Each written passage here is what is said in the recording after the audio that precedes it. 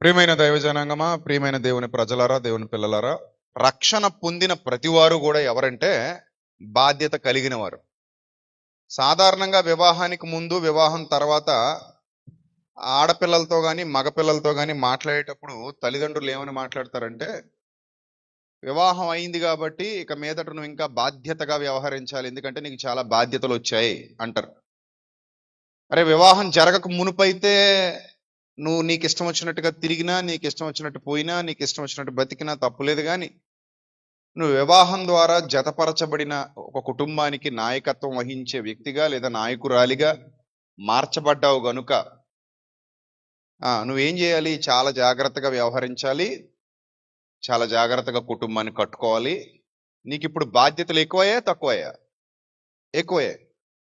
అలాగే సంఘములోనికి చేర్చబడినటువంటి రక్షణ పొందినటువంటి బిడ్డలకు కూడా దేవుడు కొన్ని బాధ్యతలు అప్పగించారు. ఆ బాధ్యతల పత్రం మీద హృదయంలో సంతకం చేసిన తర్వాతే మనం బాప్తిస్మలో అడుగు పెట్టాం. It's an agreement. దేవునితో ఒక విశ్వాసి చేసినటువంటి అగ్రిమెంట్ ఏంటంటే, ఆ బాధ్యతల పత్రం మీద నువ్వు నేను సంతకం చేశాకనే ప్రభు సన్నిధిలో అడుగు పెట్టాం. ఇది కేవలం మన సంఘానికైనా, అన్ని సంఘాలకు ఇదే బాధ్యత వర్తిస్తుందా? అన్ని సంఘాలకు ఇదే బాధ్యత వర్తిస్తుంది. ఎక్కడ సంఘం ఉందని చెప్పుకుంటున్నా, ఎక్కడ మేము దేవుని పిల్లలమని చెప్పుకుని బ్రతికే వాళ్ళున్నా, ఎక్కడ మేము దేవుని కొరకు పని చేస్తున్నామని చెప్పుకునే వాళ్ళున్నా, వాళ్ళందరికీ దేవుడు అప్పగించినటువంటి బాధ్యత, రెస్పాన్సిబిలిటీ, దాని మీద మనం హృదయంలోనే సంతకం పెట్టాం. అంటే ఒప్పందం అనేది ప్రతిదానికి ఫిజికల్ సైన్ అవసరం లేదు. కొన్ని ఒప్పందాలు స్పిరిచువల్ గా కూడా జరుగుతాయి. ఏమ రైట్? మాట ఇచ్చాం అంటాం కదా, మాట ఇచ్చాం అనే దానికి ఫిజికల్ గా ఏమైనా సూచన ఉంటుందా, రుజువు ఉంటుందా? ఉంటుందా? అన్నింటికి ఇప్పుడు కొంతమంది అప్పులు చేస్తారు. అప్పులు చేసినప్పుడు ప్రతి ఒక్కరికి ప్రామిసరీ నోట్ రాసేవారు కదా, ఇస్తారా? ఎవరు? కొంతమంది ప్రామిసరీ నోట్ల మీద సంతకాలు పెట్టి అప్పులు తెచ్చుకుంటారు. కొంతమంది నోటి మాట మీద ఏం తెచ్చుకుంటారు? అప్పులు తెచ్చుకుంటారు. నువ్వు నోటి మాట మీద తెచ్చినా, ప్రామిసరీ నోటు మీద సంతకం పెట్టినా ఆ ఒప్పందం ఒప్పందమే. దాన్నే మాట ఇవ్వడం అంటారు. దేవుడు మాట తప్పడాన్ని కూడా నేరంగా పరిగణిస్తాడు. మాట తప్పువారు, అనురాగరహితులు, తల్లిదండ్రులకు విధేయులు, నిర్దయులు, సజ్జన ద్వేషులు, ఇవన్నీ మీరు చదువుతున్నప్పుడు అందులో మాట తప్పువారు అనేది కూడా ప్రస్తావించబడింది, నోట్ చేయబడింది అక్కడ. చూసారా లేదా ఎప్పుడైనా? ఎవరట వీళ్ళు? మాట తప్పటం. మాట తప్పటం కూడా పాపమేనా అండి అని మీరు అనొచ్చు. సరే, మిమ్మల్ని అడుగుతాను, మాట తప్పడం కూడా పెద్ద పాపం అండి అని అంటే, ఇప్పుడు మీకు ఎవరైనా మాట ఇచ్చి తప్పారనుకో, మీరు హ్యాపీగా ఉంటారా, బాధపడతారా? చెప్పండి. బాధపడతారా? మరి పాపమా అని అడగడానికి ఎలా నోరు వచ్చింది మనకి? ఇప్పుడు బాధ ఎందుకు పడ్డారు మీరు? మరి మాట ఇచ్చి చెప్పినప్పుడు మీకు బాగా అవసరం, హాస్పిటల్లో డబ్బులు కట్టాలి, ఎవరో పేషెంట్ ఉన్నారు, ఓ 1,00,000 రూపాయలు ఇస్తానని మీకు ఎవరో చెప్పారు. అమ్మయ్యా అనుకున్నారు. పొద్దున వెళ్ళేసరికి నేను ఎప్పుడన్నాను అన్నారు అనుకో, బాధపడతారా బాధపడరా? ఎందుకంటే అక్కడ పేషెంట్ చచ్చిపోతాడు, మీరు 1,00,000 కట్టాలి ఇప్పుడు, రైట్? అలాగే మీ భర్త ఐ లవ్ యూ అన్నాడు, మర్నాడు తప్పాడు. మరి అదే నిన్న ఐ లవ్ యూ అన్నావు కదా, ఈరోజు తప్పావేంటంటే బాధపడతారా బాధపడరా? బాధపడతారు. సేమ్ భార్య కూడా అంతే.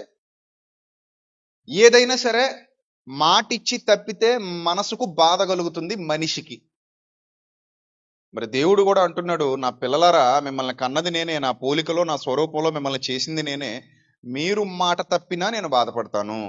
అందుకే దాన్ని కూడా ఒక తప్పుగా పరిగణించాను, దాన్ని కూడా ఒక నేరంగా పరిగణించాను. సో దాన్ని కూడా నేరాల లిస్టులో చేర్చాను. నేరాల లిస్టులో చేర్చాడట. మాట తప్పడాన్ని కూడా దేవుడు నేరాల లిస్టులో చేర్చాడు. సో కాబట్టి ఇప్పుడు మనందరం దేవునికి మాట ఇచ్చాం. ఎప్పుడు మాట ఇచ్చాం అంటే బాప్తిస్మలోనే మాట ఇచ్చాం. నా భారము నీవు తొలగించావు, నీవు మోస్తున్నావు, నీ భారము నా భుజాల మీద మోపావు గనుక నా భారం నువ్వు తీసుకో, నీ భారం నేను తీసుకుంటా. అది మీకు ఆల్రెడీ చెప్పాను. యేసు ప్రభువు భూమి మీద నిరంతరం ఉండి పని చేయడానికి రాలేదు, తన పిల్లల్ని నమ్మి పని అప్పగించి వెళ్ళిపోవడానికి వచ్చాడు. అదే అపోస్తలుల దగ్గర చేశాడు. తాను చేయాల్సిందంతా చేసి, శిక్షణ ఇచ్చి, తనతో తిప్పుకొని, ట్రైనింగ్ ఇచ్చి, వాళ్ళకి అప్పగించేసి ఆయన వెళ్ళిపోయాడు. మిగిలిన పని అంతా ఎవరు పూర్తి చేయాలి? మీరు పూర్తి చేయాలి, మీరు పూర్తి చేసుకోండి అని చెప్పేసి ఆయన వెళ్ళిపోయాడు. సో ఇది మీకు బాగా అర్థమైతే, యేసుక్రీస్తు ప్రభు ట్రైనింగ్ ఇచ్చేసి వాళ్ళని శిక్షణలో నిలబెట్టి పని అప్పగించి వెళ్ళిపోయాడు. ఇన్ ద సేమ్ వే ఆ పని అపోస్తలు మళ్ళీ వాళ్ళ తర్వాత వాళ్ళకి అప్పగించారు, తర్వాత తరం వాళ్ళ తర్వాత తరానికి అప్పగించారు, తర్వాత తరం వాళ్ళ తర్వాత తరానికి అప్పగించారు. ఇలా తరాలు గడుస్తూ ఉన్నాయి, కానీ పని ఆగలేదు, మన దాకా వచ్చింది ఇప్పుడు. అంటే యేసు ప్రభు పని అపోస్తలుల దగ్గర నుంచి, ప్రారంభ సంఘ క్రైస్తవుల దగ్గర నుంచి ఎక్కడి వరకు వచ్చింది? ఇదిగో మనందరి దాకా వచ్చింది. అప్పుడు స్త్రీలు ఉన్నారు పరిచర్యలో, ఇప్పుడు స్త్రీలు ఉన్నారు. అప్పుడు పురుషులు ఉన్నారు పరిచర్యలో, ఇప్పుడు పురుషులు ఉన్నారు.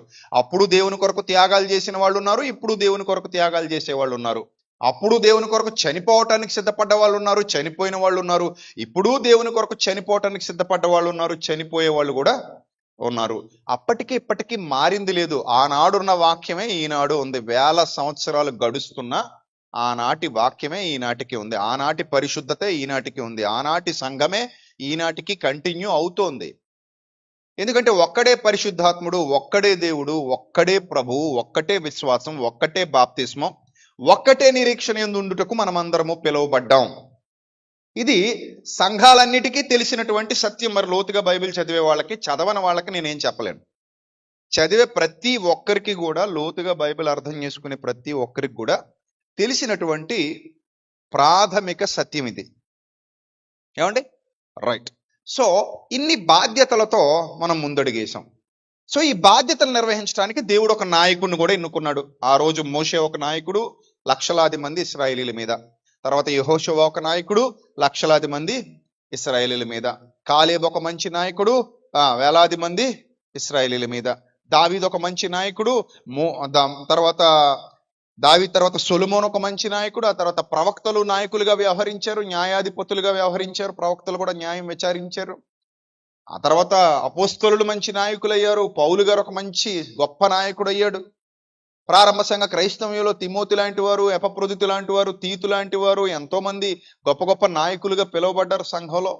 ఆ తర్వాత నాయకులు లేస్తూనే వచ్చారు. దేవుడు కొంతమందిని లేపుతున్నాడు. ఆయా తరాల్లో లేపి వాళ్ళ ద్వారా దేవుడు ఆయన పని, ఆయన కార్యాలు జరిగించుకుంటూ అనేక మందిని ప్రభు తట్టు తిప్పుకుంటూ ఒక జైత్రయాత్రలాగా, అర్థమవుతుందా? ఒక కొనసాగుతున్న జైత్రయాత్రలాగా, ఆగని ఒక జైత్రయాత్రలాగా దేవుడు నడిపించుకుంటూ ఈ పరలోకపు యాత్రను కొనసాగిస్తున్నాడు. పరమ కనాను యాత్ర అంటాం దీన్ని.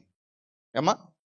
ఈ పరమ కనాను యాత్రలో, ఈ పరలోకపు యాత్రలో ఇక్కడ వరకు వచ్చాం. మరి నాయకుడు పని చేస్తున్నాడు. సంఘాలన్నీ వినాలి, మన సంఘం ముఖ్యంగా వినాలి. నాయకుడు ముందుండి నడిపిస్తాడు సంఘాన్ని. నాయకుడు పని అప్పగిస్తాడు, నాయకుడు పని చేస్తాడు. ఒక నాయకత్వం దేవుడు నిర్ణయించిన తర్వాత, ఆ నాయకత్వంలో అందరూ కొనసాగుతున్న తర్వాత చక్కగా కార్యాలు జరుగుతూ ఉంటాయి, చక్కగా అభివృద్ధి జరుగుతూ ఉంటుంది. అనేక మంది విత్తబడుతూ ఉంటారు, అనేక మంది నిలబడుతూ ఉంటారు, అనేక మంది సత్యవాక్యంలో ఎదుగుతూ ఉంటారు, అనేక మంది నిత్య జీవితానికి ప్రయాణమై ఒకరి తర్వాత ఒకరు వెళ్ళిపోతూ ఉంటారు. ఇది ఇట్స్ ఏ ప్రాసెస్. ఈ ప్రాసెస్ జరుగుతున్నప్పుడట దేవుడు ఒక చక్కటి విషయాన్ని చెప్పాడు. అదేంటంటే, మీ అందరికీ కూడా కొన్ని ఆజ్ఞలు ఇచ్చేశాడు. ఆ ఆజ్ఞల్లో ప్రధానమైన ఆజ్ఞ ఏంటో ఒకసారి మనం దైవ గ్రంథంలో చూస్తే దేవుడు మనకి చెబుతున్నటువంటి మాటలు ఒకసారి అందరూ చూద్దాం. సామెతల గ్రంథం 3వ అధ్యాయము 27వ వచనం చూద్దాం. సామెతల గ్రంథం 3వ అధ్యాయము 27వ వచనం అందరూ తీయాలి. అందరు తీసారా? సామెతల గ్రంథం 3వ అధ్యాయము 27వ వచనం. మేలు చేయుట నీ చేతనైనప్పుడు, అక్కడ ఆగండి ఒకసారి. మేలు చేయుట ఏంటట? నీ చేతనైనప్పుడు. నీ చేతనైనప్పుడు అంటే నీ వలన అవుతున్నప్పుడు, లేదా దేవుడు నీకు ఆ సామర్థ్యాన్ని కలిగించినప్పుడు, అలా అర్థం చేసుకోవాలి దాన్ని. మేలు చేయగలిగే సామర్థ్యాన్ని దేవుడు నాకు కలిగించాడు. I have that ability, I have that power, okay, I have that capability. So దేవుడు నీకు ఆ శక్తిని ఇచ్చేశాడు, ఆ సామర్థ్యాన్ని ఇచ్చేశాడు, నిన్ను అలా నిలబెట్టుకున్నాడు. మేలు చేయుట నీ చేతనైనప్పుడు దాని పొందదగిన వారికి చెయ్యకుండా వెనక తీయకము అన్నాడు. ఈ మాట ఒక్కసారి సీరియస్గా ఆలోచన చేయండి. ఎవరికి చెప్తున్నాడు ఈ మాట? తన ప్రజలకు చెప్తున్నాడు, తన పిల్లలకు చెప్తున్నాడు. ఎందుకు చెప్పాలి?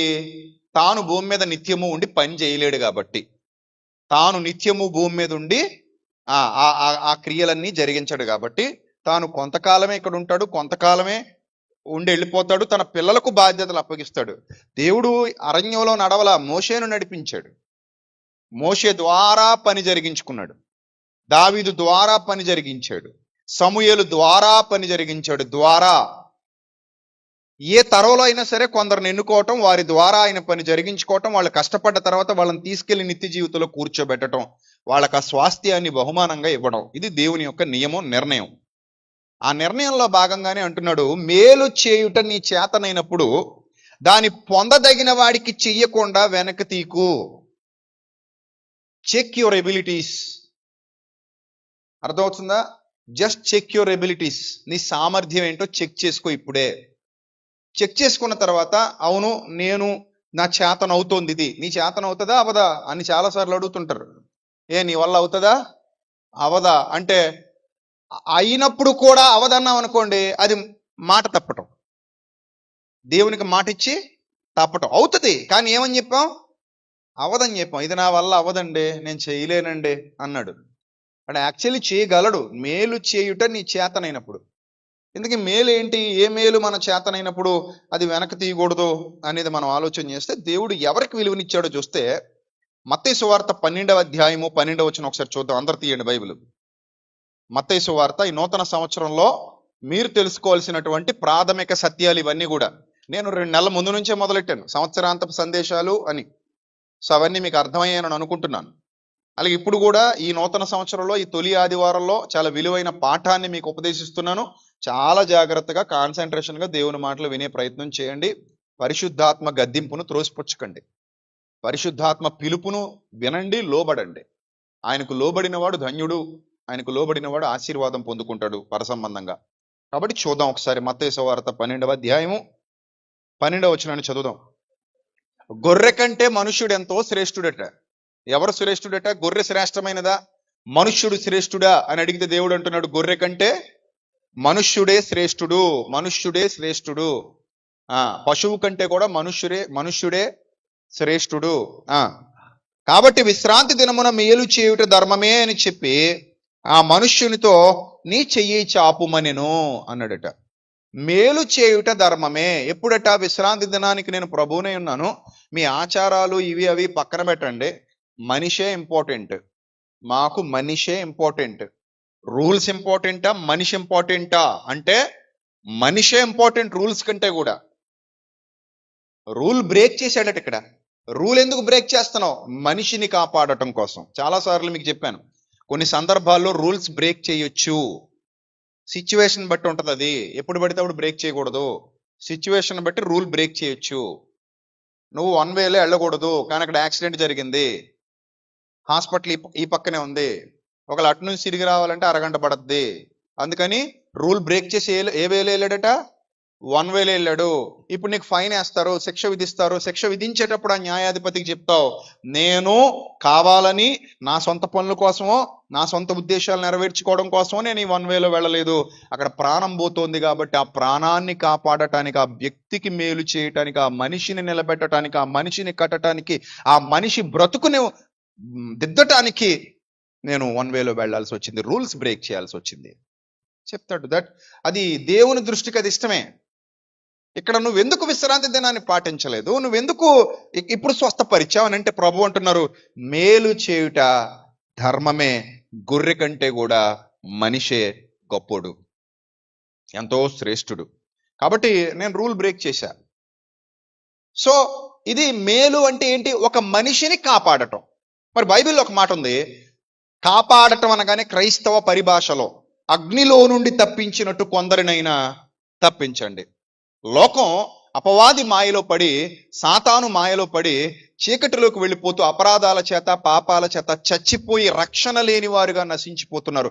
ప్రభు ఇచ్చేటువంటి ఆ అమూల్యమైన కృపను త్రోసిపుచ్చుతున్నారు. ప్రభు ఇచ్చేటువంటి ఆ అమూల్యమైన అవకాశాలను త్రోసిపుచ్చుకుంటున్నారు. వాళ్ళు దేవునిలోనికి రావటానికి కానీ, దేవుని దయ పొందటానికి కానీ, దేవుని ద్వారా కొత్తగా జన్మించడానికి కానీ, నిత్య జీవాన్ని స్వతంత్రించుకోవటానికి కానీ, పాపం నుండి విడిపించబడటానికి కానీ చాలా మంది ఇష్టపడట్లేదు. వారు ఎన్నుకున్న మార్గాలలోనే వాళ్ళు వెళ్ళిపోతూ భ్రష్టులుగా చివరి వరకు నశించిపోయే స్థితిలోనే ఉంటున్నారు తప్ప సత్యాన్ని అంగీకరించి సత్యంలో కొనసాగాలన్న ఆలోచన మానవాళికి లేదట.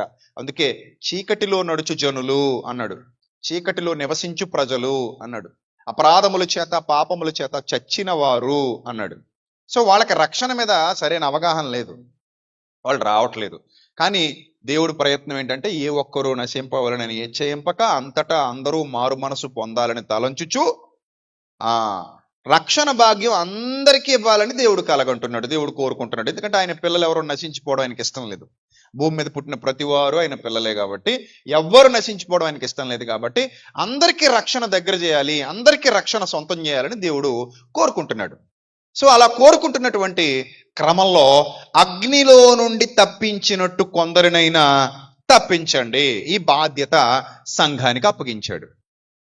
ఏమా అంటే సంఘానికంటే ఎంతమందికి అప్పగించాడు? ఇక్కడ ఎంతమందికి అప్పగించాడు? నా క్వశ్చన్ మీకు అర్థం కావాలి. నేను మిమ్మల్ని అడుగుతున్నాను, ఎంతమందికి అప్పగించాడు? మీ చేయి చూపించండి. ఎంతమందికి అప్పగించాడని మీరు అనుకుంటున్నారో చేయి చూపించండి. నాకుంది బాధ్యత అన్నవాళ్ళు చేయి చూపించండి, నాకు బాధ్యత లేదన్నవాళ్ళు అలా కూర్చోండి. రైట్? మీకు నిజంగానే బాధ్యత ఉందని నమ్ముతున్నారా హృదయపూర్వకంగా? మీరు దేవుని సన్నిధిలో ఉన్నారు, అబద్ధాలు చెప్పకూడదు. అందరూ నమ్ముతున్నారా హృదయపూర్వకంగా? మాకు ఉందండి బాధ్యత, మాకు అప్పగించాడు దేవుడు అని నమ్ముతున్నారు మీరు అందరూ. రైట్? God bless you. సరే, ఇప్పుడు బాధ్యతలు అందరికీ అప్పగించాడట, అగ్నిలో నుండి తప్పించినట్టు కొందరు నేను తప్పించండి. దాని అర్థం ఏంటంటే ఇక్కడ ఒక మాట చెప్తున్నాడు, నువ్వు రక్షణ పొందిన తర్వాత నీ రక్షణ నీతో ఆగిపోకూడదు. ఆ రక్షణ ఇతరులకు పరిచయం చేయుటకు నిన్ను వలే నీ పొరుగు అని ఏం చేయాలి? ప్రేమించాలి. అసలు నిన్ను వలే నీ పొరుగు వాడిని ప్రేమించనే మాట ఆదిమ క్రైస్తవ సంఘాలు మొట్టమొదట ఆత్మీయంగానే తీసుకున్నాయి. శారీరకంగా తీసుకున్నా అది సెకండరీగా భావించాయి. First priority దేనికట? ఆత్మరక్షణ. అందుకే అపోస్తలుల దగ్గర భోజనాల కోసం గొడవలు పెట్టుకుంటుంటే ఆయన అంటారు, అపోస్తలు అంటారు, అరే నాయనా, మేము ప్రార్థన చేయుట యందును వాక్య పరిచర్య యందును ఎడతెగక యుందుము, ఈ భోజనాల దెబ్బలాట్లన్నీ మీరు చూసుకోండి, కూరల కోసం కొట్టు చావకండి, గొడవలు పెట్టుకుని చావకండి, దానికోసం పరిశుద్ధాత్మ పూర్ణులైన కొంతమందిని ఏర్పరచుకుని నాయకులుగా పెట్టుకుని వాళ్ళ అండర్లో మీ కూడు తినండి, కూడు కోసం యుద్ధాలు చేయకండి. మేమైతే ఈ పనులు చేయడానికి మేము నియమింపబడలేదు. మా పని ఏంటంటే ఏంటి? వాక్య పరిచర్య, ప్రార్థన యందు మేము ఎడతెగక ఉండాలి. మమ్మల్ని తీసుకొచ్చి మీరు వంట చేయండి అంటే, ఇప్పుడు రేపు పొద్దున్న సెమినార్ అవుతుంది, నన్నే మెయిన్ వంట మాస్టర్గా పెట్టేశారనుకోండి, ఎలా ఉంటుంది? బాగుంటుందా?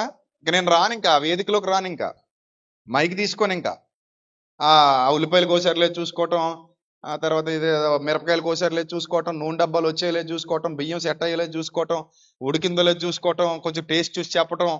అయితే అక్కడ చెఫ్లాగా, మెయిన్ చెఫ్లాగా నేను యాక్టింగ్ చేస్తున్నాను అనుకోండి, సెమినార్ 6 రోజులు అక్కడే ఉన్నాను అనుకోండి, ఏంటి మీ రియాక్షను? మీరు వచ్చి అంటారు అప్పుడు, నీ పని ఇది కాదురా నాయన, నువ్వు దీనికి సూటబుల్ పర్సన్వి కాదు, నీ పని వేరే ఉంది, రా, దేవుడు నీకు అప్పగించిన పని వేరు, నువ్వు తిప్పుతున్న గరిట వేరు. అక్కడ చూడండి, మోషే గారు అంటారు, నాయన మోషే నువ్వు వెళ్ళంటే నేను డ్రు డ్రు అంటాను అంటున్నాడు, డ్రు డ్రు అంటాడట. ఎక్కడ? గొర్రెల మధ్యలో. అరే నాయన నీ పని అది కాదురా నాయన అంటున్నాడు ఆయన. ఇప్పుడు ఆలోచించండి, మోషే గొర్రెల కాపరిగా బాగున్నాడా, జనాల కాపరిగా బాగున్నాడా? కదా, జనాల కాపరిగా ఉండే క్యాపబిలిటీ పెట్టుకొని నేను గొర్రెలు కాసుకుంటానంటే అది నీ సామర్థ్యం కాదది, అది ఎవరైనా చేయొచ్చు. దానికి అర్హులు చాలా మంది ఉన్నారు. ఆ గొర్రెలు కాయడానికి సూటబుల్ పర్సన్స్ చాలా మంది ఉన్నారు. ఎందుకంటే అది ఎక్కువ మంది చేయగలిగే పని, ఇది తక్కువ మంది చేయగలిగే పని. దీనికి నిపుణులు కావాలి, సమర్థులు కావాలి, దేవుడు ఎన్నుకున్నవారు కావాలి. అలా నేను నిన్ను ఎన్నుకున్నాను రానా ఆయన అంటే, నాకు కుదరదు బాబయ్య, నేను ఇవే మేపుకుంటాను, నువ్వు మా అన్నయ్యని తీసుకెళ్ళి అంటాడు. అహరోన్ ఉన్నాడు కదా, అహరోన్ సెలెక్ట్ చేసుకో. సో కాబట్టి మనం చేయాల్సిన పని ఏంటంటే, ఫస్ట్ ప్రియారిటీ దేనికి ఇచ్చారంటే అపోస్తలులు ఆత్మల రక్షణకి ఇచ్చారు, వాక్య ప్రకటనకి ఇచ్చారు. అవునండి, మనకి ఎన్ని చేసినా అల్టిమేట్ థింగ్ దేనికోసం చెప్పండి కదా? సభ పెడతారు, కొంతమంది సభ పెడతారు, భోజనాలు క్వాలిటీగా ఉన్నాయో చూసుకుంటారు, లైటింగ్ క్వాలిటీగా ఉందో చూసుకుంటారు, సౌండ్ క్వాలిటీగా ఉందో చూసుకుంటారు, బాగా పబ్లిసిటీ చేసామా లేదో చూసుకుంటారు. స్పీకర్ దగ్గర మాత్రం తుస్సుమంటారు. అసలు ఈ సభ మొత్తాన్ని నడిపించడానికి మెయిన్ ఎవరో తెలుసా? స్పీకరు. ఆ సరైన బోధకుడు రాకపోతే నువ్వు ఎన్ని కోట్లు ఖర్చు పెడితే ఏంది, ఎన్ని లక్షలు ఖర్చు పెడితే ఏంది, నువ్వు ఎంత ఖర్చు పెట్టి సభ చేసినా అక్కడ సమర్థుడు నిలబడకపోతే సరిగా నడిపించలేడు. అసలు మొత్తం ఈ సెటప్ అంతా చేసింది దేనికోసం? వాక్యం కోసమే కదా. అది ఇంత ఎందుకు ఖర్చు పెట్టేశాం? వాక్యం కోసం. ఈ భోజనాలు ఎందుకు, ఈ రెంట్లు ఎందుకు, ఈ హడావిడి ఎందుకు, ఈ సౌండ్ ఎందుకు, ఈ పబ్లిసిటీ ఎందుకు, ఈ లైటింగ్లు ఎందుకు, ఇవన్నీ ఎందుకంటే కేవలం వాక్యం కోసం. అంత సెటప్ చేసినప్పుడు ఆ సెటప్కి తగ్గట్టుగా ప్రజెంట్ చేసేవాడు కూడా కావాలి. అర్థమైందా? సో కాబట్టి దట్ ఈజ్ ఇంపార్టెంట్. అక్కడ వాక్యం ఇంపార్టెంట్. భోజనాలు మన ఇంట్లో తినలేమేంటి? మనకి ఏమైనా తెలియని భోజనాల, కొత్త భోజనాల? మనందరం ఒక చోటకు వచ్చామంటే వాక్యము దేవుడై ఉండెను. ఆ రూపంగా ఆయన మనలోనికి రాబోతున్నాడు. ఆ రూపంగా మన హృదయాలలో కొలువై ఉండబోతున్నాడు. అంత గొప్ప కార్యక్రమం అక్కడ జరగబోతోంది. అంత పవిత్రమైన కార్యక్రమం అక్కడ జరగబోతోంది. మన హృదయాలు దేవుని వశమైపోతాయి వాక్యానికి ఇస్తే. వాక్యానికి నువ్వు చోటిస్తే ఆ హృదయాలన్నీ దేవుని వశమైపోతాయి. ఆయన సింహాసనం వేసుకుని కూర్చుంటాడు లోపల. మనం ఇవ్వాలంతే. ప్రభువా, నా హృదయమే నా మందిరం, నా మందిరంలో నీవే ఉండాలి, అందుకే నా చెవులను పెద్దవిగా చేసుకుని వాక్యమే వింటున్నాను, ఇంకా నాకేం కాదు, ఇంకేం వేరే ఆలోచన లేదు, వేరే ఆలోచన లేదు. ముందు ఈ భోజనం, తర్వాతే ఏ భోజనం అయినా. ఫస్ట్ భోజనం ఏదే? ఇదే అక్షయాహారం మొదట, తర్వాతే ఏ భోజనం అయినా. అందుకే రేపు సెమినార్లో వాక్యం అయ్యేంత వరకు భోజనాలు ఉండవు. కావాలంటే ఇంటి దగ్గర నుంచి జంతువులు చెక్కడలు తెచ్చుకు బ్యాగ్లో పెట్టుకోండి. అర్థమైందా? అది మీకు వాక్యం అయ్యాకనే కౌంటర్ ఓపెన్ చేస్తాను. ప్రతి సంవత్సరం ఏం జరుగుతుందంటే వాక్యమే కౌంటరే అన్నట్టు ఉంది. పిల్లలకు కూడా పెట్టం. మీరు ముందే ప్రిపేర్ అయ్యి తెచ్చుకోండి. మీ పిల్లలకు బిస్కెట్లు ప్యాకెట్లు తెచ్చుకుంటారో లేకపోతే ఏమైనా తెచ్చుకుంటారో, ఇంటి దగ్గర నుంచి అటుకులు తెచ్చుకోండి, లోపల పెట్టుకోండి. అమ్మ ఆకలంటే అటుకులో ఏదో మేనేజ్ చేయండి. వాక్యం అయితే కానీ ఇక్కడ భోజనాలు పెట్టరా అబ్బాయి అని చెప్పేయండి. లేదంటే అది అలాగే జరుగుతుంది, ఇది ఇలాగే జరుగుతుంది, ఇంక దానికోసం వచ్చినట్టు ఉంటుంది. దానికి కూడా ఒక టైం ఇస్తాం అంతే. ఆ టైం లోపల గబగబా కొట్టే తెచ్చే అన్నట్టు తినేయటం వచ్చేయటం అంతే. అది ఏదో కొంచెం శక్తి రావడానికి అంతే. దాని మీద అంత కాన్సన్ట్రేషన్ వద్దు. అర్థమైందా? గబగబా తినేయడం, వచ్చి మరలా వాక్యంలో కూర్చోవడం. అలాగే ఇష్టమైతేనే రావాలి సెమినార్కి. అబ్బాయి లేదండి పండగ కదండి సరదాగా వస్తానండి, చూసి వెళ్ళిపోదామని వచ్చానండి. మీరు ఎలా ఉంటారో చూద్దామని వచ్చారంటాడు ఒకడు. అలాగ రాకండి. ఇక్కడ ఎవరినో చూడటానికి మీరు రావద్దు. మీరు కేవలం దేనికోసం రావాలి? వాక్యం వినాలి. ముందు ఆ భోజనం అపోస్తలు అదే చెప్పారు, నాయన మేము ఈ పనులన్నీ మాకు పెట్టకండి, మీరు ఆ భోజనాలు గొడవలు ఏమన్నా చూసుకోండి, మాకు వేరే పని ఉంది. అది అందరి బాధ్యత. అది ఎవరి బాధ్యత? అందరి బాధ్యత. దేవుడు నాకు బాధ్యత అప్పగించాడు అని నేను చెయ్యెత్తి చెప్తున్నాను. That is my responsibility. దేవుడు నాకు ఇచ్చిన బాధ్యత. నేను చచ్చిపోయేంత వరకు అది నా బాధ్యత. అలాగే మీ అందరి బాధ్యత, మనందరి బాధ్యత. అందుకే ఇక్కడ ఏమన్నాడంటే మీ అందరికీ ఆ బాధ్యత అప్పగించబడింది కాబట్టి దానికి ప్రధానమైన అవకాశాన్ని కల్పించాలి. దానికోసం మీరు అందరూ ప్రధానంగా కష్టపడాలి. రైట్? సో దాన్నే మేలు చేయుట అన్నాడు. ఏం చేయుట? మేలు చేయుట. రక్షణ కంటే మేలైనది ప్రపంచం ఏదైనా ఉందా? చెప్పండి. ఒక పూట భోజనం పెడితే అక్కడితో అయిపోద్ది, డబ్బులు ఇస్తే ఖర్చు పెట్టుకుంటే పోతాయి, ఇంకేమైనా సరే ఈ శరీరం పోయినప్పుడు అన్నీ ఈ శరీర సంబంధమైనవన్నీ పోతాయి. కానీ రక్షణ శరీరం పోయిన తర్వాత కూడా నిత్య జీవం వరకు నిత్యత్వంలో ఉంటుంది కనుక రక్షణను మించిన మేలు ఈ ప్రపంచంలో మరోటి లేదు. రక్షణ మేలైనది. రక్షణను మించిన మేలు ఈ ప్రపంచంలో మరోటి ఎక్కడ కూడా లేదు. ఈ సత్యాన్ని ప్రతి ఒక్కరూ తెలుసుకోవాలి. కాబట్టి ఆ మేలు చేయాలట. రక్షణ ఇతరులకు ఇవ్వటానికి మనం మేలు చేయాలి. అందుకే ఏది మేలైనదో తెలుసుకోవాలని యోబు గ్రంథం చెప్తోంది. యోబు గ్రంథం 34వ అధ్యాయం 3-4 వచనాలు. యోబు గ్రంథం 34వ అధ్యాయము 3-4 వచనాలు ఒకసారి చూద్దాం. అంగిలి ఆహారమును రుచి చూచున్నట్లు, అంతే కదా, నోట్లో పెట్టుకోగానే అంగిలి ఆహారాన్ని టెస్ట్ చేసి, టేస్టింగ్ బడ్స్ ఉంటాయి, టెస్ట్ చేసి నాలుక మీద, సో వెంటనే మీకు ఆ రుచి ఏంటనేది చెప్తుంది. రైట్? అంగిలి ఆహారమును రుచి చూచున్నట్లు చెవి కూడా అది ఏం చేస్తుందట? మాటల్ని టెస్ట్ చేస్తుందట. Good words or bad words ఎలా తెలుస్తాయి మీకు? చెవి పరీక్షించి చెప్తుంది. లోపలికి వచ్చింది చెడ్డ మాట, లోపలికి వచ్చింది మంచి మాట, వెంటనే చెవి లోపలికి వెళ్ళి మాటలను ఏం చేస్తుందట? అక్కడ పరీక్షిస్తుందట. ఆహారము అంగిలి ఆహారమును పరీక్షించినట్లు, చెవి మాటలను పరీక్షిస్తున్నట్లు మీరు కూడా న్యాయమైనదేదో ఏం చేయాలి? చూడాలి. మేలైనదేదో ఏమన్నాడు అక్కడ? మనంతట మనమే, ఎవడో చెప్పడం కాదు. మేలైనదేదో మనంతట మనమే విచారించి తెలుసుకోవాలట. మీరే ఆలోచించండి, ఏది మేలైనది అనేది బాగా ఆలోచించండి. మీకు పూట అన్నం పెట్టేశాను, అయిపోలేదు అక్కడితో. మీకు మారు మనసు లేకుండా నేను మీకు సంవత్సరం అంతా అన్నం పెట్టినా, మీరు తిని బాగా బలిసిపోయినా, చచ్చాక మీరేమో పాతాళానికి పోతారు, నేనేమో పరలోకానికి పోతాను. అన్నం నువ్వే కదా పెట్టావు నాకు సంవత్సరం అంతా అంటే దాన్ని బట్టి నీకు పరలోకం ఇవ్వడు. ఎందుకంటే కడుపుకు తిన్నావు తప్ప హృదయానికి తినలేదు నువ్వు. కాబట్టి కడుపుకు పెట్టడం ముఖ్యమా, హృదయానికి పెట్టడం ముఖ్యమా అంటే నేను ఎప్పుడు చెప్తాను, ముందు హృదయానికి పెట్టడమే ఇంపార్టెంట్, తర్వాత కడుపుకు పెట్టు. కడుపుకు పెట్టడం తప్పని నేను అనట్లా. ముందు దేనికి పెట్టు? హృదయానికి పెట్టు, తర్వాత కడుపుకు కూడా పెట్టు. కానీ కడుపుకు పెట్టేవాళ్ళు ప్రపంచం అంతా ఉన్నారు, హృదయానికి పెట్టేవాళ్ళే తక్కువైపోయారు. కరోనా టైంలో అందరూ కడుపుకు పెట్టారు, పెట్టలేదా? ఎంతమందిలో సేవా దృక్పథం వచ్చిందో అందరూ చేశారు, మంచిగా చేశారు. అందులో మతాలకు అతీతంగా, కులాలకు అతీతంగా, జాతులకు అతీతంగా ఒకరికొకరు సహాయం చేసుకుంటూ వాళ్ళ స్కూలీలకి భోజనాలు పెట్టేవారు. అన్ని మతాల్లో, హిందూ మతంలో పెట్టారు, హిందూ సోదరులు, క్రైస్తవ సోదరులు పెట్టారు, ఇస్లాం సోదరులు అయితే శవాలను కూడా కప్పెట్టారు, వాళ్ళు చేశారు. సో ఇలాగా శరీరానికి సేవ చేసేయడం మంచిదే, చాలా మంది చేశారు. కానీ ఇక్కడ దేవుడు కోరుతున్నాడు, మేలైనది ఏదో బాగా విచారించండి, పరిశోధించండి. అందులో ప్రథమ స్థానం, పెద్దపీట దేనికి వేస్తారో ఒకసారి ఆలోచించండి. మనమే విచారించి తెలుసుకోవాలట. విచారిస్తే మనకు అర్థమవుతోంది, ధనవంతుడికి అన్నీ ఉన్నాయి కానీ రక్షణ లేదు కాబట్టి పాతాళంలో ఉన్నాడు. పేదవాడైన లాజరుకి ఏమీ లేవు కానీ రక్షణ ఉంది కాబట్టి పరదైసులో ఉన్నాడు. దీన్ని బట్టి మనం విచారించిస్తే మనకి ఏమర్థమైందంటే, దీనికి ఇవి ఉండడం ముఖ్యం కాదు, ముందుగా రక్షణ ఉండడం ముఖ్యమని మనం ఫైనల్కి వచ్చేసాం. దేనికి వచ్చేసాం? ఇక్కడ ఏమున్నా లేకపోయినా ఏముండడం ముఖ్యం?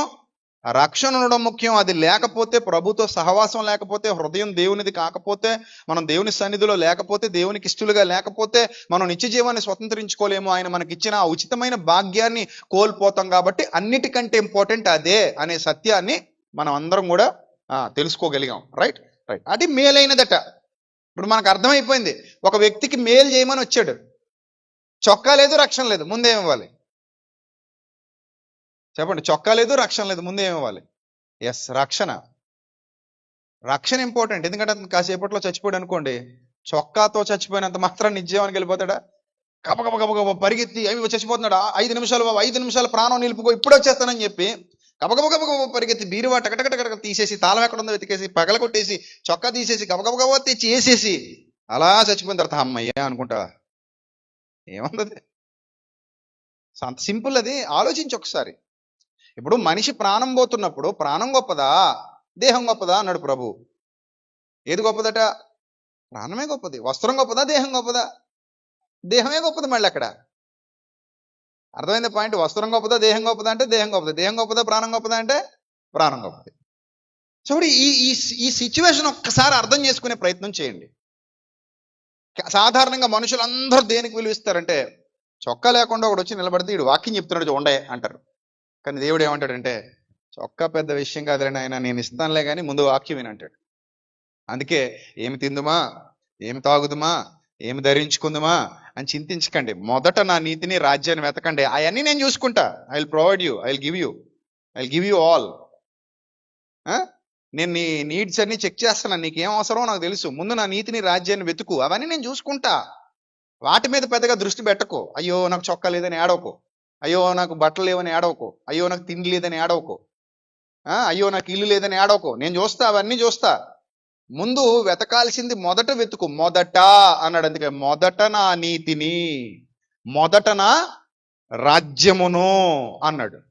కాబట్టి మీరు కంప్లీట్గా ఆలోచన చేయండి, దేవుడు దేని కోటేస్తున్నాడు. మేలు అనగానే ఫస్ట్ ప్రియారిటీ దేవుడు ఆత్మరక్షణకే ఇచ్చాడు. అందుకే యేసుప్రభు భూమి మీదకి వచ్చినప్పుడు రాత్రి అనగా పగలనక తిరుగుతూ బోధిస్తూ 3 రోజుల వాక్యం, 1 పూట అన్నం. ఎంత తేడా ఉంది చూడండి. ఏటట 3 రోజుల వాక్యం, 1 పూట అన్నం. అది కూడా ఎందుకట? కళ్ళు తిరిగి పడిపోతారనట. లేకపోతే ఇంకో రోజు కూడా చెప్తాడు ఆయన, ఎందుకు ఈయన తినలేదు, మళ్ళీ ఈయన తినలేదు, వాళ్ళకి పెట్టలేదు.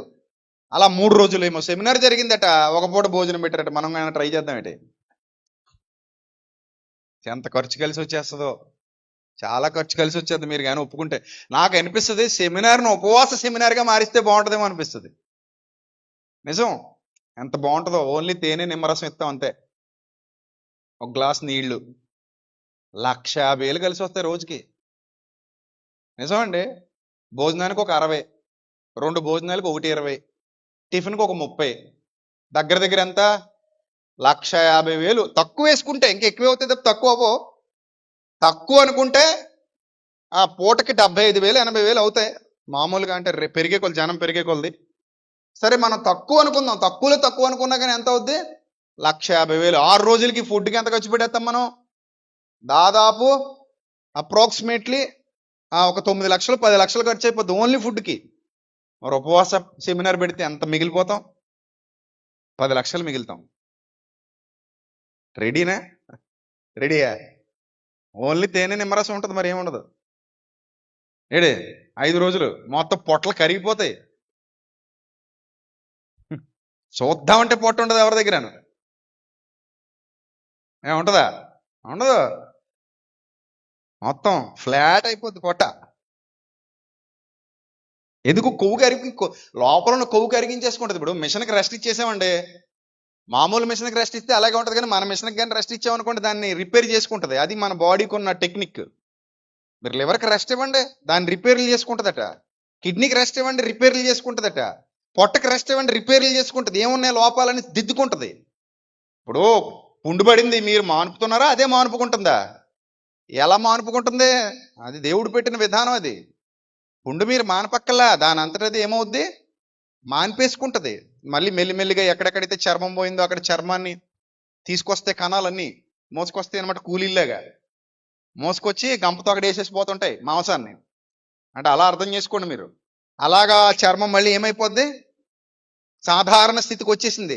సాధారణ స్థితికి వచ్చేసింది అంటే దానికి ఏమి ఇచ్చావు నువ్వు, అవకాశం ఇచ్చావు, రెస్ట్ ఇచ్చావు. అలాగ ఇవ్వకుండా మళ్ళీ బ్లేడ్తో పొద్దున ఒకసారి సాయంత్రం ఒకసారి చెరుపుతా ఉన్నావు అనుకో, అది ఏం చేస్తుంది, నేను తెచ్చిపోతుంటాను, దరిద్రుడేమో మళ్ళీ తీసేస్తుంటాడు, కాబట్టి ఇది అవ్వదు అని చెప్పి అది కూడా చిరాకు పడుతుంది. అది కుళ్ళిపోయి మొత్తం చేయి తీసేయాల్సిన పరిస్థితి వస్తుంది. కాబట్టి మనం చేసే పని ఎంత ఎఫర్ట్స్ పెట్టి చేస్తున్నాం. యేసుప్రభు వారు కూడా అంత ఎఫర్ట్స్ పెట్టి చేశారు. కానీ ప్రధానమైన పాత్ర మేలు చేయుటలో ఉన్నారు ఆయన. ఆ మేలు ఆత్మ రక్షణ అని మనకు అర్థమవుతోంది. రైట్. ఇక గలతీ పత్రిక 6వ అధ్యాయము 9వ వచనంలో ఒక మాట రాయబడింది, చదువుదాం. గలతీ పత్రిక 6వ అధ్యాయము 9వ వచనం ఏం రాయబడింది అక్కడ, మేలు చేయుట యందు విసుకకయుందుము. బాగా అర్థం చేసుకోవాలి, ఒకసారి ఇటు చూడండి. మేలు చేయుట యందు ఏం చేయకయుందుము, విసుకకయుందుము. విసుగు ఎప్పుడు వస్తుంది చెప్పండి, ఎప్పుడు వస్తుంది? పని మీద ఇంట్రెస్ట్ తగ్గినప్పుడు వస్తుంది, అంతేనా? పని మీద ఇంట్రెస్ట్ తగ్గినప్పుడు ఏమొస్తుంది, విసుగు వస్తుంది. పని మీద ఇంట్రెస్ట్ పెరిగినప్పుడు ఏమొస్తుంది, శ్రద్ధ వస్తుంది. నువ్వు పొద్దునే ఎక్కడికో గట్టుకు వెళ్తున్నావు, నువ్వు వెళ్ళినప్పుడల్లా బంగారు కాయిన్ దొరుకుతుంది అక్కడ. ఏం చేస్తావు? రోజు వెళ్తావో రోజు మానేస్తావా? ఏం చేస్తావు? నాకు తెలిసి ఇంకా అక్కడే ఉంటావు నువ్వు. ఎందుకంటే 10 నిమిషాలు లేట్ అయితే ఇంకోటి పట్టుకెళ్ళిపోతాడేమో కాయిన్ అని. నువ్వేం చేస్తావు? అక్కడే ఉంటావు, అక్కడక్కడ తిరుగుతుంటావు. అంటే ఇంట్రెస్ట్. రోజుకు బంగారు కాయిన్ దొరుకుతుందండి ఆ కాలువ కొట్టుని వెళ్తే. మరి ఎలా వస్తుందో తెలియదండి, ఒకటే దొరుకుతుందండి. మరి ఆ ఒకటే దొరుకుతున్నప్పుడు ఏం చేయాలి? ప్రతిరోజు వెళ్ళాలా, అప్పుడప్పుడు వెళ్ళాలా? ప్రతిరోజు వెళ్తావు. విసుగు వస్తుంది ఏంటి? జ్వరం వచ్చినా సరే, 102 డిగ్రీలు ఉన్నా సరే తడిగొడ్డేసుకు పోతావు అక్కడికి. పోతావు బావా? ఎందుకంటే అదంతా బంగారం మహిమ కదా. మనకి ఇష్టమైనప్పుడు ఏ పనైనా కష్టం అనిపించదు, విసుగు రాదు అసలు, అంతే కదా. విసుగు వస్తుందా? రాదు. చూడండి, తల్లులు ముఖ్యంగా తండ్రులు కాదు కానీ తల్లులు పిల్లల విషయంలో చాలా ఓర్పుగా ఉంటారు, పెద్ద విసుక్కోరు. పక్కోళ్ళే తీసుకుంటారు వీళ్ళు కదా. ఎందుకు పిల్లల విషయంలో విసుక్కోరంటే పిల్లల మీద ఉన్న ప్రేమ అది. ఏదో అర్ధరాత్రి 1 గంటకు లేచి అడగమంటాడు, అప్పుడు పోసేస్తుంటాడు. ఏం చేస్తారు వీళ్ళు? లేస్తారు, అప్పుడే డైపర్ మారుస్తుంటారు, వెళ్తుంటారు, చూసుకుంటారు. ఇంకొకళ్ళు ఎవరికైనా అంటే అంటారు. బిడ్డది ఇంకా అంతే, కడుపులో మోసారు కాబట్టి ఇంకా ఆటోమేటిక్గా ఎక్కడి నుంచి వస్తుందో తెలియదు కానీ ఆ ప్రేమ అందరికి వచ్చేస్తుంది ఆ ప్రేమ. విసుగు ఉండదు. ఎందుకు? ఇష్టం. ఇష్టం ఉన్న చోట ఏముండదు? విసుగు ఉండదు. మరి దైవ సేవలో కూడా ఇష్టం ఉంటే ఏముండకూడదు? విసుగు ఉండకూడదు. ఒకవేళ విసుగు చెందే హృదయం నీకుందేమో మిత్రమా, సోదర సోదరి, విసుగు చెందుతున్నావేమో. ఒకవేళ విసుగు చెందే హృదయం నీకొస్తే అది అపవాది ప్రేరణ తప్ప దైవ ప్రేరణ కాదు. ఎందుకంటే దేవుడు ఇంకా ఉజ్జీవింపజేసి ముందుకు నడిపిస్తాడు తప్ప విసుగు చెందమండు. మోషే విసిగిపోలేదు, ఇశ్రాయేలీలే విసిగిపోయారట. చూసారా ఎవరు విసిగిపోయారు? ఇశ్రాయేలీలు విసిగిపోయారు. చిచ్చి మమ్మల్ని ఎందుకు తీసుకొచ్చామంటున్నారు పనికి మాలిన వాళ్ళు, మాకు ఇక్కడ అది తక్కువైంది అంటున్నారు, ఇది తక్కువైంది అంటున్నారు, మమ్మల్ని ఎందుకు పిలవాలి నువ్వు అసలు అంటారు, మమ్మల్ని ఎందుకు సరిగ్గా చూసుకోవట్లేదు, మాకు ఎందుకు ఫుడ్ సరిగ్గా పెట్టట్లేదు, ఈ ఏడుపులు తప్ప. అరే ఒక మంచి యాత్ర చేస్తున్నాం, కొన్నాళ్ళు ఓపిక పడితే పాలు తేనెలు ప్రవహించే కనాను దేశానికి స్వతంత్రించుకోవటానికి వెళ్ళిపోతామనే ఇంగితం ఒక్కరిలో లేదు. కష్టపడుతున్నాం అన్నదే చూశారు తప్ప, శ్రమ పడుతున్నాం అన్నదే చూశారు తప్ప, పరమకనాను యాత్రలో పైకి పోబోతున్నాం అన్న సంతోషం ఆనందం ఒక్కరి బ్రతుకులో కనబడలేదంటే దాన్ని బట్టి మీరు అర్థం చేసుకోండి, విసుగు వచ్చిందట. బాధ్యత తీసుకున్నప్పుడు ఏం రాకూడదమ్మా? విసుగు రాకూడదు. ఒకవేళ లోక సంబంధంగా నీకు విసుగు వచ్చినా పర్లేదు, కానీ మాటిచ్చి తప్పటం అంటే ఆయనకి చాలా చిరాకు. వాళ్ళ మీద ఆయన పెద్దగా కాన్సన్ట్రేషన్ చేయడు. ఎందుకంటే నీకు 24 గంటలు పని చెప్పలేదు. అందుకే ఆయన అన్నాడు, నా భారము సులువుగాను నా కాడి సులువుగాను నా భారము తేలికగాను ఉన్నది అన్నాడు. కానీ మనం ఏమంటామంటే అప్పుడప్పుడు దేవుని పని చేసినా కూడా బాబోయ్ నీ కాడి నేను మోయలేనంటాం, నీ భారం నేను మోయలేనంటాం. అది ఎంత తప్పది. ఆయన అదే మాట అంటే మనం తట్టుకోగలమా? ఆయన అదే మాట అంటే మనం తట్టుకోగలమా? తట్టుకోలేం. కాబట్టి ఎవరి బాధ్యతలు వాళ్ళకి దేవుడు అప్పగించాడు. ఇవి మన రెస్పాన్సిబిలిటీ. ఇది చదువుకోండి, బైబిల్లో ఉందో లేదో అలాగా. ఇదంతా మన రెస్పాన్సిబిలిటీ. అందుకే మీరు మేలు చేయుటలో ఏం రాకూడదట? విసుక్కోకూడదట. అలా నీ విషయంలో ఎవడైనా విసుక్కునుంటే ఈరోజు నీకు రక్షణ వచ్చేదా చెప్పు? అది నీకు ఇప్పుడు అర్థం కాకపోవచ్చు. నువ్వు చనిపోయిన తర్వాత నీ రక్షణను బట్టి నిత్య జీవానికి నువ్వు వెళుతున్నప్పుడు, నీ విశ్వాసాన్ని బట్టి నిత్య జీవానికి నువ్వు వెళుతున్నప్పుడు ఎంత ఆనందం నీ సొంతమవుతుందో. పరదైసులో ఉన్న లాజరు వలె ఆనందిస్తావు నువ్వు కూడా. అబ్రహాము రొమ్మును అనుకున్నట్టు కొనుకోబడ్డా మహానుభావుడు. అలాంటి ఆనందం నీ సొంతం అవుతున్నప్పుడు నీకు అనిపిస్తుంది. నీకు రక్షణ పరిచయం చేసిన వారికి కూడా ఏం చెప్తావు? కృతజ్ఞతలు చెప్తావు. నీకు రక్షణను అప్పగించిన వాళ్ళు కూడా ఏం చెప్తావు? Thank you brother, thank you sister, thank you my dear brother, నువ్వు చేసిన మేలు నేను ఇంకా ఎప్పటికీ మరిచిపోలేనంత మేలు ఇది. నాకు రక్షణ పరిచయం చేసావు, చాలు, ఇంకెంతకంటే నాకు ఏం కావాలంటావు.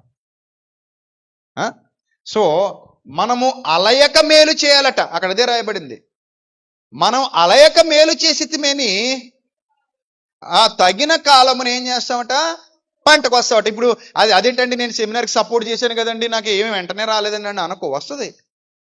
నేను సెమినార్లో కష్టపడ్డాను కదండి, నాకేం మేలు వెంటనే రాలేదండి, రాదు, వెంటనే వస్తుంది. వెయిట్ చేయి. ఇప్పుడు విత్తనం విత్తాను నేను, ఎన్ని రోజులు ఆగుతాను పంట కోయడానికి? 6 నెలలు ఆగుతానా? వస్తుంది, అన్నీ వస్తాయి. నువ్వు యథార్థంగా పని చేయి. అయినా వచ్చేదానికోసం పని చేయడం ఏంటి? దరిద్రం కాకపోతే ఇదే కూలి పని, వచ్చేదానికోసం చేయడానికి. మనం కూలి పనికి వచ్చామా? కాదు, దేవుని పని ఇది. ఇది సేవ అంటారు దీన్ని, దేవుని సేవ. మనందరం సేవకులమే, మనందరం సేవ చేయడానికి వచ్చాం. బాధ్యత ఉన్న ప్రతివాడు దేవుని సేవకుడే. సంఘంలో ఉన్న ప్రతివారు సేవ చేయడానికి వచ్చారు. అందుకే మీరు రాజులైన యాజక సమూహం. ఆయా వ్యక్తులకు సామర్థ్యాన్ని బట్టి దేవుడు పని అప్పగిస్తాడు. ఆ పని మనం నమ్మకంగా చేస్తాం, నమ్మకంగా దాన్ని కొనసాగిస్తాం. దానికే సేవ అని పేరు పెట్టాం. ఇక్కడ అందరూ సేవ చేస్తున్నాం. ప్రతి చిన్నవాడు కూడా సేవ చేసేవాడే. ప్రతి చిన్నవాడు కూడా ఇక్కడ తుడిచే వాళ్ళతో సహా, చీపిరి పట్టుకున్న వాళ్ళతో సహా ప్రతి ఒక్కరూ, గరిటె పట్టుకున్నోళ్ళు, చీపిరి పట్టుకున్నోళ్ళు, వాక్యం బోధించేవాళ్ళు, టెక్నికల్గా వర్క్ చేసేవాళ్ళు, ఇంకేవేవైతే పనుల్లో నిమగ్నమైపోయి ఉన్నారో మీరందరూ కూడా సేవలో ఉన్నారు, సేవలో వాడబడుతున్నారు. ఇది దేవుడు మనకు అప్పగించినటువంటి సేవ. అలయక మేలు చేశామా తగిన కాలం మంది ఏం వస్తామట? పంటకు వస్తాం. అది రుచి చూసిన వాళ్ళకి చెప్తారు. అనుభవాలు ఉన్నాయి ఇక్కడ చాలా మందివి.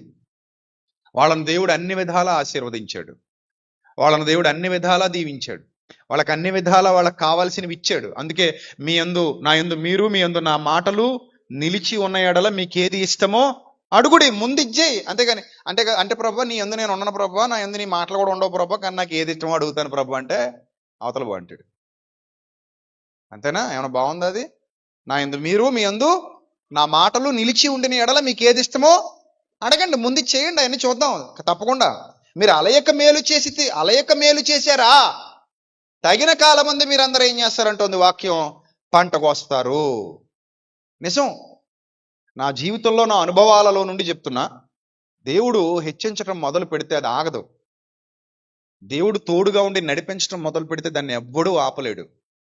దేవుడు నీ వైపు చూడడం మొదలు పెడితే ప్రపంచం అంతా ఎదురు తిరిగినా సరే నువ్వు ఎదుగుతావు, నువ్వు గొప్పగా ఎదుగుతావు, నువ్వు గొప్పవాడివి, గొప్పదానివి అవుతావు, సర్వ సమృద్ధిలోనికి అడుగు పెడతావు. నువ్వు చేసే ప్రతిదానికి ప్రతిఫలం ఇస్తూనే పోతాడు ఆయన, ప్రతిఫలం ఇస్తూనే పోతాడు. నిజం చెప్తున్నా, ప్రతిఫలం ఇస్తూనే పోతాడు, విడిచిపెట్ట ఆయన. ఇక్కడ చెల్లెమ్మ ఉంది, వాళ్ళ ఆయన సపోర్ట్ చేయడా చెల్లెమ్మకి పెద్దగా, తాను ఒంటరి పోరాటం చేస్తుంది. మొన్న వచ్చింది, అన్నయ్య నూనె డబ్బాలకి నేను కొంత ఇస్తున్నాను అన్నయ్య అంది. 20,000 15,000 ఇచ్చింది, ఎవరికి చెప్పకన్నయ్య అంది. సో ఆ మంచి మనసు ఉండాలి అందరికీ. ఇప్పుడు దేవుడు విడిచిపెట్టేస్తాడా అమ్మాయిని? ఇప్పుడు వాళ్ళ ఆయన కరెక్ట్గా లేడని దేవుడు ఆ అమ్మాయిని ఏం విడిచిపెట్టాడు. తనకు జాబ్ ఉంది, కష్టపడుతుంది, చేసుకుంటుంది, అయినా దేవుని పనిలో చిన్న జాబ్ చేసుకుంటూనే దేవుని పనిలో సహకరించింది. తప్పక దేవుడు ఆ అమ్మాయికి మేలు చేసి తీర్తాడు, విడిచిపెట్టాడు. ఇప్పటికే రుజువులు చూపిస్తున్నాడు, ఇంకా చూపిస్తాడు. ఇప్పటికే మంచి స్థితిలో నిలబెట్టాడు, ఇంకా నిలబెడతాడు. ఇది అనుభవాలతో చెప్పాలి మనం. ఎవడో వచ్చి దీనికి రుజువు ఏంటంటే నా అనుభవమే రుజువు, నా సేవా జీవితమే రుజువు, నేను ఎదుగుతున్న విధానమే రుజువు, నువ్వు ఎదుగుతున్న విధానమే రుజువు, నీ బ్రతుకే రుజువు, నీ బ్రతుకులో ఆయన చేసిన మేలులే రుజువు. ప్రభువా నువ్వు నన్ను విడువలేదు అని గుండెల మీద చెయ్యేసుకు చెప్తావు మోకాళ్ళలోని. చెప్పలేవు? చాలా మంది ఉన్నారు అలా చెప్పగలిగేవారు. మోకాళ్ళ మీద నిలబడి చెప్తారు, ప్రభువా నువ్వు నన్ను విడువలేదు, నన్ను ఎడబాయలేదు తండ్రి. లోకం నన్ను విడిచినా, భర్త విడిచినా, భార్య విడిచినా, బంధువులు విడిచినా, స్నేహితులు విడిచినా, నా అనుకున్న వారు నాతో లేకపోయినా నన్ను నువ్వు విడవలేదు ప్రభు, ఎడబాయలేదు. నేను చేసిన దానిని బట్టి నాకు న్యాయమైన ప్రతిఫలం ఇచ్చావు. నేను చేసిన పనిని బట్టి, నా తీవ్రతను బట్టి, నా ఆసక్తిని బట్టి నాకు న్యాయమైన ప్రతిఫలం ఇచ్చావు తండ్రి. నువ్వు నన్ను విడవలేదు ప్రభువా. నేను ఆశించలేదు, అయినా నువ్వు నాకు అనుగ్రహించావు. నేను ఆశించలేదు, అయినా నువ్వు నన్ను ఆశీర్వదించావు. నేను ఆశించలేదు, అయినా నువ్వు నన్ను దీవించావు. ఎందుకంటే మేలు చేయుటలో నేను విసిగిపోలేదు. భక్తులు ఎవ్వరూ విసిగిపోలేదండి. ప్రభా ఇంక ఎన్ని సంవత్సరాలు ప్రభా ఈ పని నేను చేయలేను, ఇస్తే ఆ భాగ్యం ఏదో ఇవ్వు తొందరగా అని మోషే అన్నాడా? మంచి పోరాటము పోరాడి పరుగు చివరిదాకా పరుగెత్తి అప్పుడు అన్నాడట, ఏమని? నాకు ఇప్పుడుంది జీవకిరీటం అని. మనం మధ్యలో అడిగేస్తాం, ఇగో అంతసేపు పరిగెత్తలేం కానీ టైం అయిపోతుంది, ఇచ్చేయి బాబా, అదేదో తొందరగా ఇచ్చేస్తే పట్టుకెళ్ళిపోతాం. మరీ అంతసేపు పరిగెత్తమంటే మేము పరిగెత్తలేము. నువ్వు చాలా వేయించి తినేస్తావు మమ్మల్ని. ఎన్ని సంవత్సరాలు పరిగెత్తమంటావు? ఎన్ని సంవత్సరాలు చేయమంటావు నీ పని? ఎన్ని సంవత్సరాలు ఉంచుతావు ఇంకా ఇక్కడ మమ్మల్ని? ఇంకా ఎన్ని సంవత్సరాలు మాకు నేను అడిగింది ఇవ్వకుండా ఉంటావు? ఎన్ని సంవత్సరాలు మమ్మల్ని ఆశీర్వదించుకొని ఉంటావు? ఎన్ని సంవత్సరాలు మమ్మల్ని దీవించుకొని ఉంటావు? మొన్న ఒక గొప్ప సాక్ష్యం సెమినార్కి వచ్చాక మీకు వినిపిస్తాను. అది సరిగ్గా 10 ఏళ్ళు అవుతుంది ఆ అమ్మాయి విశ్వాసంలోకి వచ్చి. మన పాపనెత్తుకొచ్చింది. 10 ఏళ్ల నుంచి అడుగుతానే ఉంది, అన్నయ్య ప్రార్థన చేయండి అన్నయ్య, నాకు పాప కావాలన్నయ్య, పాప కావాలన్నయ్య, పాప కావాలన్నయ్య. అంటే ఏం పిల్లలు కావాలని ప్రార్థన చేయండి అన్నయ్య, పిల్లలు లేరని నేను ఏడుస్తుంటే, అమ్మ నువ్వు అలా ఉండు, నువ్వు ఈ పన్ను చేసుకో, ఆయన తగిన కాలం మంది ఇస్తాడు. నాకు ఏ ప్రాబ్లం లేదన్నయ్య, కానీ ఎందుకు పుట్టట్లేదు అర్థం కావట్లేదని. ఆయన ఇస్తాడమ్మా, కంగారు పడకు, నువ్వు అలాగే ఉండు, వేచి చూడు, ఎదురు చూడు.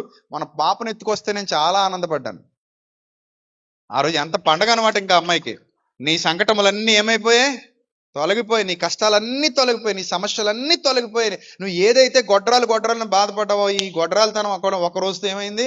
ఈ పాప నీ కడుపులో పడగానే తీసి పడేశాడు దేవుడు. అందుకే ఆయనకు అసాధ్యమైంది ఏది లేదు.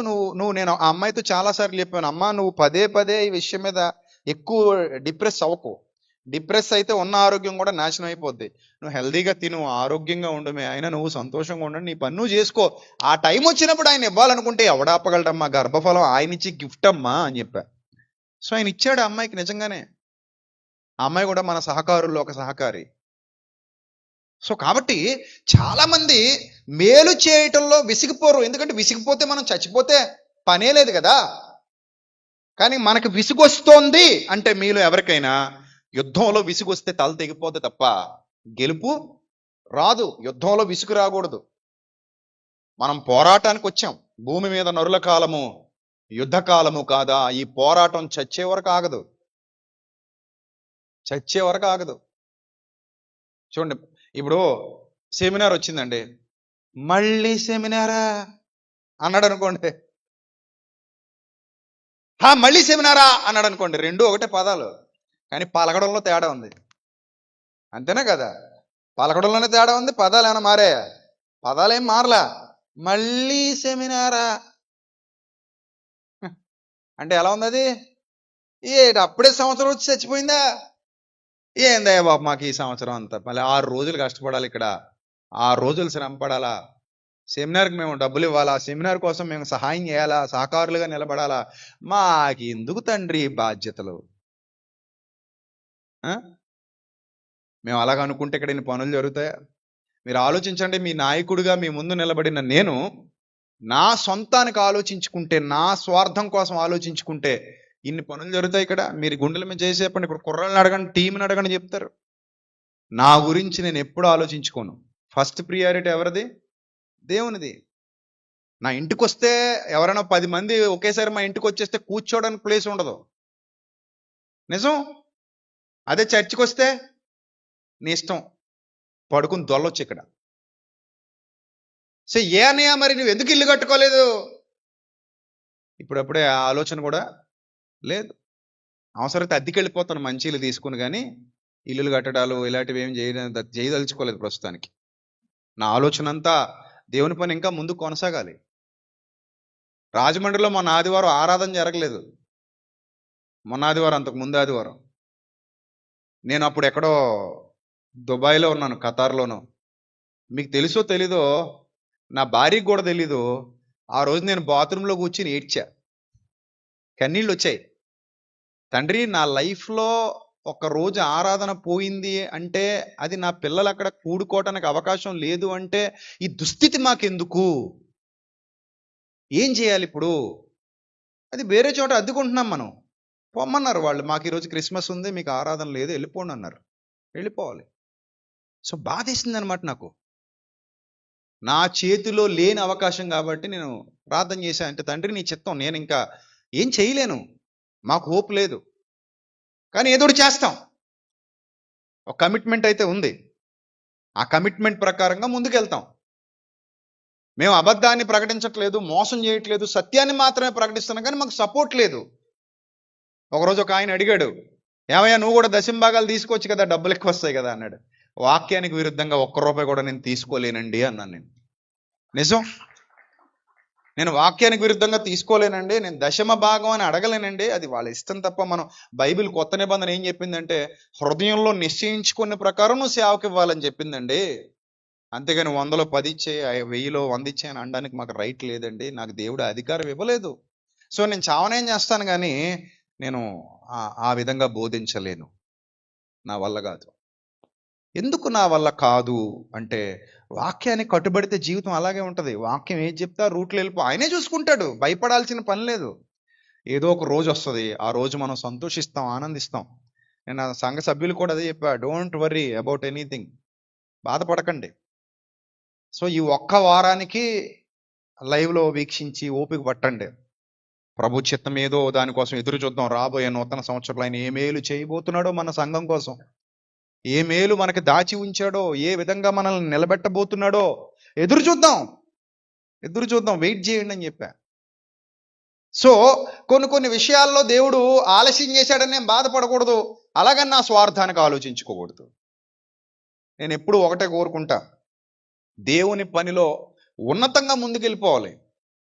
ఇక్కడ 2 గదులు కట్టాం, ఆ గదుల్లో కూడా సీలింగ్లు ఉన్నాయి. మా ఇంట్లో సీలింగ్లు కూడా ఉండవు, ఫర్ యువర్ ఇన్ఫర్మేషన్. నిజం చెప్తున్నాను సుమా, నేను కట్టుకథలు చెప్పేవాడిని కాదు. నేను కావాలంటే మీరు ఎనీ టైం 24/7 ఎప్పుడైనా రావచ్చు, వచ్చి చూడొచ్చు.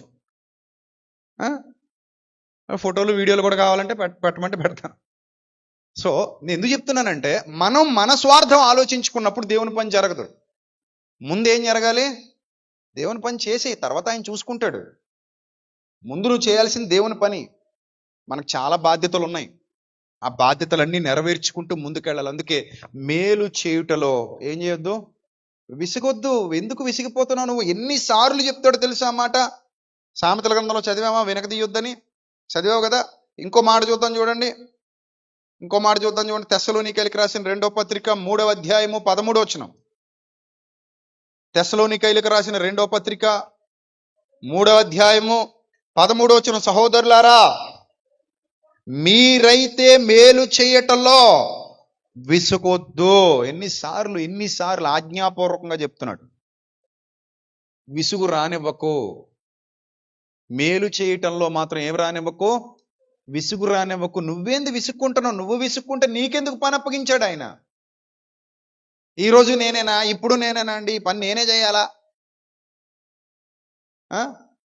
మన సంచులు అప్పారావు కానీ శ్రీని కానీ ఎప్పుడొచ్చినా కనబడతారు దేవుని సన్నిధిలో. ఏదో పని చేస్తా కనబడతారు వీళ్ళు. నేను అన్నాను, అరే నాయన మీ మేలు ఎక్కడికి పోదురా నాయన, దేవుడు తప్పక మిమ్మల్ని ఉన్నతమైన స్థితిలో నిలబెడతాడు. దేవుడు మిమ్మల్ని విడివడు, ఎడబాయుడు. వాళ్ళకు ఉండవా పనులు? వాళ్ళకి లేదా సంపాదించుకోవాలన్న ఆలోచన? వాళ్ళ ఉద్దేశం ఏంటంటే ఈ నూతన సంవత్సరంలో దేవుని సన్నిధిలో కష్టపడాలి, నాకు అవకాశం వచ్చింది మళ్ళీ రాదేమో అని వాళ్ళ పనులకు 1-2 రోజులు సెలవు పెట్టి వచ్చారు. కానీ కొంతమంది విసిగిపోతారు. ఇక్కడ దేవుడు చెప్తున్నాడు, చాలా సత్యం చెప్తున్నాడు. సహోదరులారా, మీరైతే మేలు చేయుటలో విసుగొద్దు. ఆత్మల సంపాదనలో మనిషికి, మన విశ్వాసికి విసుగు రావడానికి వీలు లేదు. ఎందుకంటే చేయదగిన కాలము, చేయదగని కాలము రాబోతోంది. ఒక మంచి పాట రిలీజ్ చేస్తాం సెమినార్లో, చూడండి, మీరు ఆశ్చర్యపోయే పాట, చాలా బాగుంటది. దానికి మరి దేవుడు అనుకున్నట్టుగా మంచి వీడియో ఇస్తే, దేవుడు మనకి కృప చూపించి మంచిగా ఫుటేజ్ వస్తే వాళ్ళ స్కూలీలాగా ఇంకా బాగుంటది. నాకు దానికో 4 యవనస్తులు కూడా కావాలి, ఇంట్రెస్ట్ ఉన్న వాళ్ళు రండి, కుర్రాళ్ళు. సో అలాంటి ఒక మంచి ఆలోచన అందులో చెప్పబోతున్నాను. చేయదగిన కాలము, చేయదగని ఒక కాలం రాబోతుంది. ఆ కాలమున మీరైనను ఏంటి, మీ ఇంటి వారైనను ఏ పనియు చేయలేరు. అర్థమైందా? ఈ కొండ మీద అయినను, ఆ పర్వతం మీద అయినను ఆరాధింపరంటాడు కదా. ఒక కాలం రాబోతుంది, నువ్వు ఆరాధన కూడా రాలేవు ఆ కాలంలో. కాలం రాబోతుంది, నువ్వు లేవలేవు ఆ కాలంలో. ఒక కాలం రాబోతుంది, మాట్లాడలేవు ఆ కాలంలో. ఒక కాలం రాబోతుంది, చెయ్యి కూడా పనిచేయదు ఆ కాలంలో. ఒక కాలము రాబోతుంది, గుర్తుపెట్టుకో, రాబోతుంది ఒక కాలం. అందుకే దీపం ఉండగానే ఇల్లు చక్కబెట్టుకోవాలి. సమయం ఉంది. నువ్వు ఎందుకు విసుక్కుంటున్నావు? ఎందుకు నీకు విసుగు వస్తుంది? అలా దేవుడు విసుక్కుంటే ఏమైపోతావు? వృద్ధులైపోయాకనట అమ్మా నాన్నలు పిల్లలు విసుక్కుంటారట. అప్పుడు అమ్మా నాన్న గుర్తు చేసుకుంటారట, అరే నాయన, నీ చిన్నతనంలో చాలాసార్లు మోషన్కి వెళ్ళేసేవాడివి, బట్టల్లో ఉతకటానికి నేను ఎప్పుడు విసుక్కోలేదు. నీ చిన్నతనంలో చాలాసార్లు యూరిన్ పోసేసేవాడివి, బట్టల్లో ఉతకటానికి నేను ఎప్పుడు విసుక్కోలేదు. ఎన్నోసార్లు వామిటింగ్ చేసేసుకున్నావు, నా చేతులు పట్టా, విసుక్కోలేదు. ఎన్నోసార్లు పడిపోయావు, దెబ్బలు తగిలించుకుని వచ్చావు, విసుక్కోలేదు, గాయాలకు కట్టుగట్టా. ఎన్నోసార్లు నిద్ర లేకుండా ఏడ్చేవాడివి, నా నిద్ర పాడు చేసేవాడివి, విసుక్కోలేదు, నా నిద్ర మానుకుని నిన్ను నిద్రపుచ్చా. కానీ ఈరోజు వృద్ధాప్య దశలో నువ్వు పెరిగి పెద్దవాడవైన తర్వాత, నీకంటూ కుటుంబం వచ్చిన తర్వాత, నేను అనే ఒక దాన్ని ఉన్నానని, నేను అనేవాడిని ఒకడు ఉన్నారని మర్చిపోయి నన్ను చూసి విసుక్కుంటున్నావు. నా దగ్గర వాసన వస్తుంది అంటున్నావు, నేను నచ్చట్లేదు నీకు, నా గాలి కూడా నీకు నచ్చట్లేదురా నాన్న. కానీ నువ్వు విసుక్కున్నావేమో కానీ తల్లిగా తండ్రిగా నేను ఎప్పుడూ నిన్ను విసుక్కోలేదు, నా ప్రేమ గొప్పదని చచ్చిపోతారట వాళ్ళు. అర్థమైందా? ఇదే విషయాన్ని ఆలోచన చేస్తే దేవుడు కూడా ఏ రోజు నీ విషయంలో విసుక్కోలేదు. విసుక్కుంటే నీ బండి ఇక్కడ దాకా రాదు, మధ్యలో మాయమైపోతావు. విసుక్కుంటే నీ కారు ఇక్కడ దాకా రాదు. విసుక్కుంటే నువ్వు ఫ్లైట్ ఎక్కి దిగవు, విసుక్కుంటే నువ్వు ట్రైన్ ఎక్కి దిగవు, విసుక్కుంటే నువ్వు నిద్రపోయి లేవో. ఆయన ఏనాడు నిన్ను చూసి విసుక్కునేవాడు కాదు. ఈ సంవత్సరం కూడా పంటలు పండించాలా, ఈ సంవత్సరం కూడా వర్షం కురిపించాలా, ఇప్పుడు రాత్రి పగలు ఇవ్వాలా, ఇప్పుడు వీడికి భోజనం పెట్టాలా, ఇంకా వీడికి ఆరోగ్యం ఇవ్వాలా, ఆయుష్ ఇవ్వాలా అని ఏనాడు నీ పరలోకపు తండ్రి విసుక్కోడు. ఎందుకంటే విసుగు చెందేవాడు కాదు ఆయన. విసిగిపోయేవాడు కాదు, విసుగు చెందేవాడు కాదు. ఆయన విసుక్కోట్లా నీ విషయంలో నా విషయంలో. కానీ మనమే విసుక్కుంటాం. ఫ్లెక్సీలు కట్టండి రా అంటే ఇప్పుడు కట్టలేమన్నయ్య, విసుగు వచ్చేస్తుంది మాకు. పోస్టర్లు అంటించండి రా, విసుగు వచ్చేస్తుంది, ఇప్పుడు అంటించలేము. అరే భోజనం దగ్గర పని చేయండి, విసుగు వచ్చేసింది. తొడవండి, విసుగొచ్చి, దులపండి, విసుగొచ్చేసింది. సర్దండి, విసుగొచ్చేసింది. పలానా పని చేయండి, విసుగొచ్చేసింది, మేము చేయలేము. జస్ట్ వస్తాం, వింటాం, వెళ్ళిపోతాం. ఏ పనికి నడుము వంగదు, చేయి లేవదు, ముందుకు రాదు, కాలు కదలదు. ఇదే విధంగా దేవుడు కూడా అనుకుంటే ఈ నూతన సంవత్సరంలో మనం కనబడ్డాము అంటే ఆయన మన విషయంలో ఏం చేయలేదు, విసుగలేదు. అందుకే ఇక్కడ అంటున్నాడు, మేలు చేయుటలో ఏమవుద్దమా విసుగొద్దు. నువ్వు కష్టపడితే అవతలోడు సంతోషపడతాడు. ఈరోజు నేను కష్టపడబట్టేనా కొంతమంది సంతోషంగా ఉన్నారు, ఆనందంగా ఉన్నారు.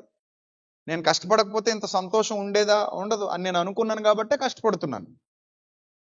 ఎస్, అలాగే నువ్వు కష్టపడితే ఎవరో ఒకరు సంతోషంగా ఉంటారు. వారి సంతోషం కోసం నువ్వు కష్టపడాలి. రోమాపత్రిక 15వ అధ్యాయము 2వ వచనం. రోమాపత్రిక 15వ అధ్యాయము 2వ వచనం. రోమిలకు రాసిన పత్రిక 15వ అధ్యాయము 2వ వచనం. తన పొరుగువానికి క్షేమాభివృద్ధి కలుగునట్లు మనలో ప్రతివాడు మేలైన దాని యందు అతని సంతోషపరచాలి. సేమ్ క్రీస్తులాగట. కింద రాశాడు, క్రీస్తు కూడా తన్ను తాను సంతోషపరుచుకొనలేదు, కానీ నిన్ను నిందించు వారి నిందలు నా మీద పడినని వ్రాయబడి ఉన్నట్టు ఆయనకు సంభవించిందట. అంటే నీ నింద నేను మోసాను ఆయన, నీ కోసమే నేను నింద మోసా. నిన్ను సంతోషపరచడం కోసం నేను నింద మోసా, నిన్ను సంతోషపరచడం కోసం నేను ప్రాణం ఇచ్చా, నిన్ను దేవునితో సమాధాన పరచడం కోసం ఆకాశానికి భూమికి మధ్యలో కలువరి సిలువలో నేను వేలాడాను అని ప్రభు చెప్తున్నాడు. నన్ను నిందించు వారి నిందలు నా మీద, నిన్ను నిందించు వారి నిందలు నా మీద పడిన. అందుకే ఇక్కడ అంటున్నాడు, తన పొరుగువానికి క్షేమాభివృద్ధి కలుగునట్లు మనలో ప్రతివాడు మేలైన దాని యందు ప్రభువు నిన్ను సంతోషపరిచినట్టుగా నువ్వు మరొకరిని సంతోషపరచాలి. ప్రభువు నిన్ను సంతోషపరిచాడు, నువ్వు మరొకరిని సంతోషపరచు. దానికోసం నువ్వు ఏం చేయగలవు, నీ సామర్థ్యం ఏంటి, నీ బాధ్యత ఏంటి గుర్తు చేసుకో. అలా ఆలోచించాలి. నాయకుడు క్రింద ఉన్న విశ్వాసులు కానీ ఎవరైనా సరే ఇదే ఆలోచన కలిగి ఉండాలి తప్ప, విసుగొచ్చేస్తుంది, నేను చేయలేను. ఎంతకాలం చేస్తావు నువ్వు? ఎంతకాలం నువ్వు వంట చేస్తావు? ఎంతకాలం నువ్వు కూరగాయలకు వస్తావు? ఎంతకాలం నువ్వు కుర్చీలు సర్దుతావు? ఎంతకాలం నువ్వు దులపగలవు? ఎంతకాలం నువ్వు మాట్లాడగలవు? ఎంతకాలం నువ్వు డబ్బులు ఇవ్వగలవు? ఎంతకాలం నువ్వు పని చేయగలవు? ఎంతకాలం నువ్వు ప్రయాసపడగలవు? ఎంతకాలం నువ్వు బాత్రూములు కడగగలవు? ఎంతకాలం చేస్తావు ఇవన్నీ అంటే కొంతకాలమే నాయనా. ఆ తర్వాత చేద్దామన్నా కొన్ని పనులు చేయలేం. చెట్టుకు ఆకులు రాలిపోయినట్టుగా నీకు కూడా సామర్థ్యం తగ్గిపోద్ది ఒకరోజు. నేను మళ్ళీ చెప్తున్నా, ఎంతసేపు ప్రసంగం నేను అన్ని రోజుల్లో చేయలేను. ముందుకెళ్తున్నా నేను కూడా, నా ట్రైన్ ముందుకెళ్తుంది. వెళ్ళే కొలది నా సామర్థ్యం ఏమవుతా వస్తుంది, తగ్గుతా వస్తుంది. అందుకే పౌలు భక్తుడు అంటాడు, బాహ్య పురుషుడు కృషించుచున్నను. బాహ్య పురుషుడు ఏమవుతున్నాడట? పౌలు గారికి కృషించిపోతున్నాడట. ఎస్, నువ్వు ఒక అందమైన అమ్మాయి ఒకప్పుడు, ఈరోజు కొందరు ఆంటీలు అయ్యారు. కొన్నాళ్ళకి ఏమవుతారు? కొందరు అమ్మమ్మలు అయ్యారు, ఇక్కడ కొందరు నాయనమ్మలు అయ్యారు, కొందరు ముసలమ్మలు అయ్యారు, కొందరు శవాలు అయ్యారు. ఈరోజు నువ్వు అందమైన అమ్మాయివే కాదని నేను అంట్లా, చాలా అందమైన అమ్మాయి, అందగత్తివి నువ్వు. కానీ ఒకరోజు ఖచ్చితంగా ఏమవుతావు? అందగత్తే అమ్మమ్మ అవుతావా? అందం తగ్గిపోయింది, ఇంకా అమ్మమ్మ అయిపోయావు, నాయనమ్మ అయిపోయావు, మొత్తం ఇంకా అయిపోయింది, ఎల్లెల్లా పాడైపోయింది. సో ఆ స్థితి నాకు నీకు మనందరికి వస్తుంది. ఆ రోజు నువ్వు చేయాలన్నా చేయలేవు, వేస్ట్. ఇంకా నీ దగ్గర డబ్బులు ఉంటాయి కానీ కొడుకు ఇవ్వడు, కోళ్ళు ఇవ్వదు, కూతురు ఇవ్వరు, అల్లుడు ఇవ్వడు, అన్నీ ఉంటాయి కానీ ఇవ్వలేవు, మాట్లాడలేవు. మీ అందరికీ తెలుసు, రేమండ్స్ అధినేత రోడ్డు మీదకి వచ్చేసాడు, కొడుకు గెంటేశాడు. ఎవరన్నా నమ్ముతారా? రేమండ్స్ అధినేత అసలు ఏంటి, ఆయన రేంజ్ ఏంటి? అపర కుబేరుడు మొత్తం దోచుకుని కొడుకు కోళ్ళ బయటికి గెంటేశారు. చాలా బాధాకరం కదా. ఎవరిని ఊహిస్తారా అలాంటి స్థితి వస్తుందని? ఆ? ఇప్పుడు నేను ఊహిస్తానండి, నా కొడుకు కూడా నన్ను బయటికి ఏంటేస్తారా? ఒకవేళ జరిగితే నేను అనుకుంటానా? ఆ రోజు సింహంలోకి వెళ్ళి ఏట్రా అంటానా? అనగలనా? మనసు ఆ స్థితిలో ఉండొచ్చు, ఆ పౌరుషం ఆ రోషం ఉండొచ్చు, కానీ శరీరం ఏం చేయదు. చెయ్యి ఎత్తే ఉఫ్ అంటే పడిపోయే స్థితి వస్తుంది. చెయ్యి ఎత్తలేము కూడా ఒక టైంలో. ఆ మంచం పట్టుకొని నేనేంటి, నా బతుకేంటి, ఇంత బతికి వెళ్తా అనిపించుకుంటున్నానా? ప్రభువా, గొలియాతికి సంసోనికి ఇచ్చినట్టు ఒక్కసారి మళ్ళీ శక్తి ప్రభు అని అడగాలేమో అప్పుడు. వీళ్ళిద్దరిని ఆకాశంలోకి ఇసిరేసి వచ్చేస్తాను అనిపిస్తుంది మనసుకి, కానీ ఏం చేయలేం. సో అందుకే ఫ్యూచర్ ఎప్పుడు ఎక్స్పెక్ట్ చేయకండి, ఉన్నదాన్ని ఉన్నట్టుగా స్వీకరించి ముందుకెళ్ళిపోండి. కష్టపడే సమయంలోనే కష్టపడండి. మనుష్యులు జీతం ఇవ్వని సమయంలో కూడా దేవుడు ఏమిస్తాడమ్మా? జీతం ఇస్తాడమ్మా.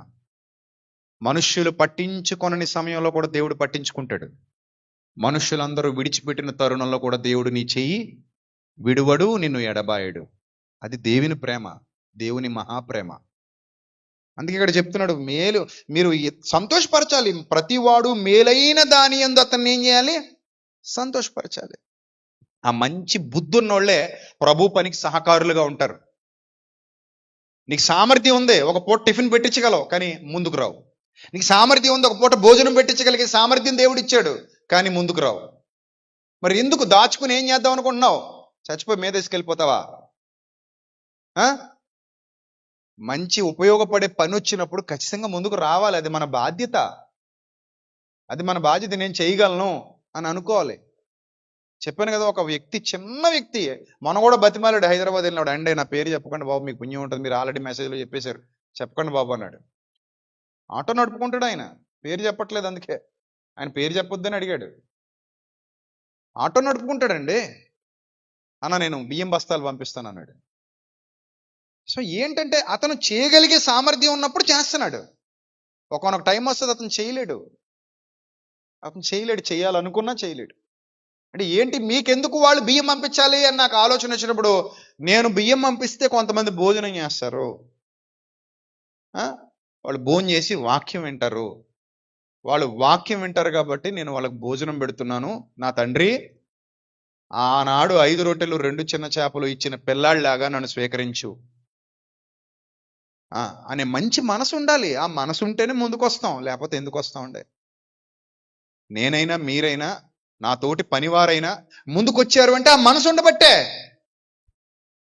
నిజం, ఆ మనసు చాలా మందికి ఉండదు. అది చాలా మందికి ఉండదు. నాకు మన సంఘంలో చనిపోయిన 2-3 కనబడతారు. వాళ్ళందరూ కూడా సెమినార్ వచ్చిందంటే కష్టపడే వ్యక్తులు, శ్రమపడే వ్యక్తులు, దేవుని పని కోసం ప్రతి సంవత్సరం ఎఫర్ట్స్ పెట్టి కష్టపడేవారు, సహకారాన్ని అందించేవారు. ఇప్పుడు లేరు, వాళ్ళు చనిపోయారు, వెళ్ళిపోయారు. నేను అనుకుంటాను పనిలో ఉండి చనిపోయారు నాయన మీరని. పనిలో ఉండి చనిపోయారు వాళ్ళు. అంటే వాళ్ళకి టైం అక్కడితో అయిపోతుందని తెలుసా? మంచి యవనంలో పోయారండి వాళ్ళు, 3-4 పోయారు మంచి యవనంలో. తెలుసా వాళ్ళకి యవన కాలంలో నేను చచ్చిపోతున్నానని? తెలియదు వాళ్ళకి. మనం వెళ్ళాం, వాళ్ళని పూడ్చిపెట్టి వచ్చాం, దేవునికి అప్పగించి వచ్చాం, మన్నైనది వెనుకటి వల్లే మన్నైపోనని. వాళ్ళు కష్టపడి పని చేసి వెళ్ళిపోయారు. సో నేనే ఏదో రోజు వెళ్ళిపోతాను, నాకేమైనా శాశ్వతం, ఏమైనా చచ్చిపోయేటప్పుడు నేను పట్టుకెళ్ళిపోతానా? ఏమైనా ఇక్కడ నిర్మాణం పట్టుకెళ్ళిపోతానా, లేకపోతే ఎక్కడ స్థలం పట్టుకెళ్ళిపోతానా, పొలం పట్టుకెళ్ళిపోతానా, డబ్బు పట్టుకెళ్తానా, బంగారం పట్టుకెళ్తాను? ఏం పట్టుకెళ్తాను నేను? ఏమీ నాతో రావు.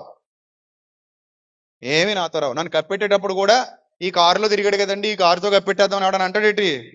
బుద్ధి ఉందా లేదా అంటాడు. ఒకవేళ కప్పెడదాం అనుకున్నా, అంతేనా? ఎవరిని పట్టుకెళ్ళరు. మా నాన్నగారికి ఒక పాత హీరో మెజిస్టిక్ ఉంది, అది పనిచేయదు అసలు అది. కానీ ఆయనకు సెంటిమెంట్ అట. ఆయన అడుగుతుంటాడు, అరే నేను చచ్చిపోయినప్పుడు నా సమాధిలో పెట్టేళ్ళరా ఇది అంటాడు. సరే డాడీ మీ ఇష్టం అంటాం. అంటే ఆయన సెంటిమెంట్ అది. ఇప్పుడు ఆ హీరో మెజిస్టిక్ కాబట్టి పెడతాం. అదే మా నాన్నగారు ఏ BMW కారులో తిరుగుతున్నారు అనుకోండి, అరే నేను చచ్చిపోయినప్పుడు, అరే పెద్దోడా చిన్నోడా, నేను చచ్చిపోయినప్పుడు ఈ కారు కూడా సమాధిలో పెట్టేళ్ళరా అంటే ఏమంటాం? ఏంది నాన్న, 2 కోట్ల రూపాయలు విలువ చేసే కారు నీతో పాటు సమాధిలో పెట్టాలా? ఏమన్నా అర్థం ఉందా నాన్న? నిర్ణయం మార్చుకున్నానా? ప్లీజ్ నాన్న అలాగ అనక నాన్న అంటారు పిల్లలు. అవునా కదా? సో కాబట్టి మనతో పాటు ఏవి రావు, ఉన్నంతకాలం అనుభవించడానికి ఇవి. సో అనుభవించు, దేవుడు నీకు ఇస్తాడు, వృద్ధి పొందిస్తాడు, మంచి స్థితిలో నిలబెడతాడు. నువ్వు ఒక్కసారి వెనక్కి తిరిగి చూసుకో, నిన్ను హెచ్చించాడో లేదో నీకే అర్థం అవుద్ది. ఒకసారి వెనక్కి తిరిగి చూసుకో, నిన్ను స్థిరమైన స్థితిలో మంచి స్థితిలో నిలబెట్టాడో లేదో నీకే అర్థం అవుద్ది. దేవుడు నిన్ను అంత మంచి స్థితిలో నిలబెట్టినప్పుడు, అంత ఉన్నతమైన స్థితిలో నిలబెట్టినప్పుడు, అంత చక్కటి స్థితిని నీకు అనుగ్రహించినప్పుడు మరి నువ్వేం చేయాలి? ఎలాంటి ఆలోచన కలిగి ఉండాలి? ఎలాంటి స్థితిలో ఉండాలి? ఒకసారి ఆలోచన చేయండి ప్రియమైన దేవుని ప్రజలారా. ఎలాంటి స్థితిలో ఉండాలి? ఆ స్థితిని మరిచిపోయేవాడిగా ఉండకూడదు. ఆ బాధ్యతను మరిచిపోయేవాడిగా ఉండకూడదు. ఎప్పటికీ కూడా మన బాధ్యతలు మనం గుర్తు చేసుకోవాలి. తండ్రి, నేను సంతోషపరుచు నిమిత్తము నేను కూడా ముందుకు వస్తాను, చేస్తాను. చివరిగా కొన్ని మాటలు చెప్పి ముగించుకుందాం. ఒకసారి చూద్దాం. హెబ్రీ పత్రిక, గలతీ పత్రిక 6వ అధ్యాయము 6వ వచనం ఒకసారి చూద్దాం. గలతీ పత్రిక 6వ అధ్యాయము 6వ వచనం. పౌలు భక్తుడు సంఘానికి రాస్తున్నటువంటి లేఖ. శ్రద్ధగా వినాలి. ముగించుకుందాం. చివరి వచనం ఇది, జాగ్రత్తగా వినండి. వాక్యోపదేశము పొందువాడట ఉపదేశించు వానికి మంచి పదార్థములన్నిటిలో భాగం ఇవ్వాలట. ఇక్కడ వాక్యోపదేశం పొందువాడు ఎవరు? ఉపదేశం పొందువాడు ఎవరు? నీవు. ఉపదేశించువాడు ఎవరు? నేను. అంటే నాకు నువ్వు మంచి పదార్థాల్లో భాగం ఇవ్వాలట. అంటే ఎలా అర్థం చేసుకోవాలి దీన్ని? మీ ఇంట్లో పాయసం వండుకుంటే ఒక కప్పు నాకు తెచ్చేవాళ్ళా? మరేంది? మీ ఇంట్లో బిర్యానీ వండుకుంటే ఒక కప్పు నాకు పెట్టాలా? మరి ఎలాగా? నీ టమాటకాయలు, చిక్కుడుకాయలు, మొదటి కోడిగుడ్లు తేవాలా నాకు? పొట్లకాయలు, ఆనపకాయలు ఏంటి? మరి దీని అర్థం ఏంటి చెప్పు? వాక్యోపదేశము పొందువాడు ఉపదేశించువానికి మంచి పదార్థాలన్నిటిలో ఏమివ్వాలన్నాడు? ఇక్కడ భాగం ఇవ్వాలి అన్నాడు. ఏంటి దాని అర్థం? ఆ భాగం ఇవ్వాలి అంటే అర్థం ఏంటంటే దాని మూల భాషలో ఏం రాయబడిందో పుట్నోట్లో చెప్తున్నాడు. చూడండి ఒకసారి. వాక్యోపదేశం పొందువాడు అనగా నువ్వు వింటున్నావు నా ముందు కూర్చొని వాక్యం. అనేక దినాలుగా వింటున్నావు, అనేక సంవత్సరాలుగా వింటున్నావు. నువ్వు ఎంతో ఆత్మీయ అభివృద్ధిని పొందావు, ఆత్మీయ మేలులు పొందావు, ఆత్మీయ దీవెనలు పొందావు. వాక్యోపదేశము పొందువాడు ఉపదేశించు వానికి సమస్త సద్విషయాలలో బోధించేవాడితో నేను కూడా పాలిభాగం తీసుకుంటా. అంటే I'm the partner of this work. I'm also a partner of this work. నేను కూడా షేర్ చేసుకుంటా, నేను కూడా నీతో పాటు బరువు మోస్తా.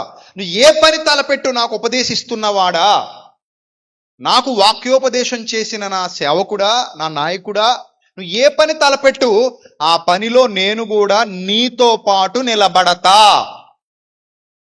That is the commitment. Paul భక్తుడు సంఘానికి చెప్తున్నాడు. ఒక నాయకుడు ఒక మంచి పని, సద్విషయము అని వ్రాయబడింది అక్కడ. సద్విషయము పుట్నోట్లో ఉంది చూడండి, చిన్న అక్షరాలతో ఉంది. చిన్న అక్షరాలతో రాయబడిందా లేదా? సమస్త సద్విషయము. ఏ విషయం? ఒక్కొక్కటే సమస్తమునా? ఆ నాయకుడు నీకు ఉపదేశం చేసేవాడు ఎన్ని సత్కార్యాలు చేస్తాడో వినాలి జాగ్రత్తగా. నీకు ఉపదేశం చేసేవాడు ఎన్ని సద్విషయాలు మొదలు పెడతాడో, ఎన్ని సత్కార్యాలు చేస్తాడో, అన్ని సత్కార్యాల్లో నీ వాటా కూడా ఉండాలి.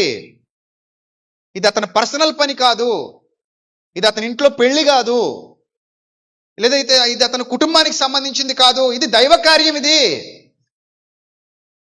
రైట్? ఇది దైవ కార్యం. ఈ దైవ కార్యం నాయకుడు మొదలు పెట్టినప్పుడు సంఘం గుర్తుపెట్టుకోవాలి, సంఘం కూడా బోధించే వారితో పాలివారై ఉండాలి అని ఉందా లేదా? ఉందా? ఖచ్చితంగా చెప్తున్నాడు అక్కడ. సమస్త సద్విషయాలలో. అబ్బాయి నాకు నచ్చలేదండి, నేను ఉన్నానండి అనకూడదు. దేవుని పని జరుగుతోంది, నీ నాయకుడు దేవుని పని మొదలు పెట్టాడు అంటే అతని మీద వదిలేసి నువ్వు తప్పించుకోవడం కాదు. చాలా మంది ఇలాంటి దుర్బుద్ధి కలిగిన వాళ్ళు ఉంటారా ఉండరా? అననీయ సప్పీరా లాంటి వారు.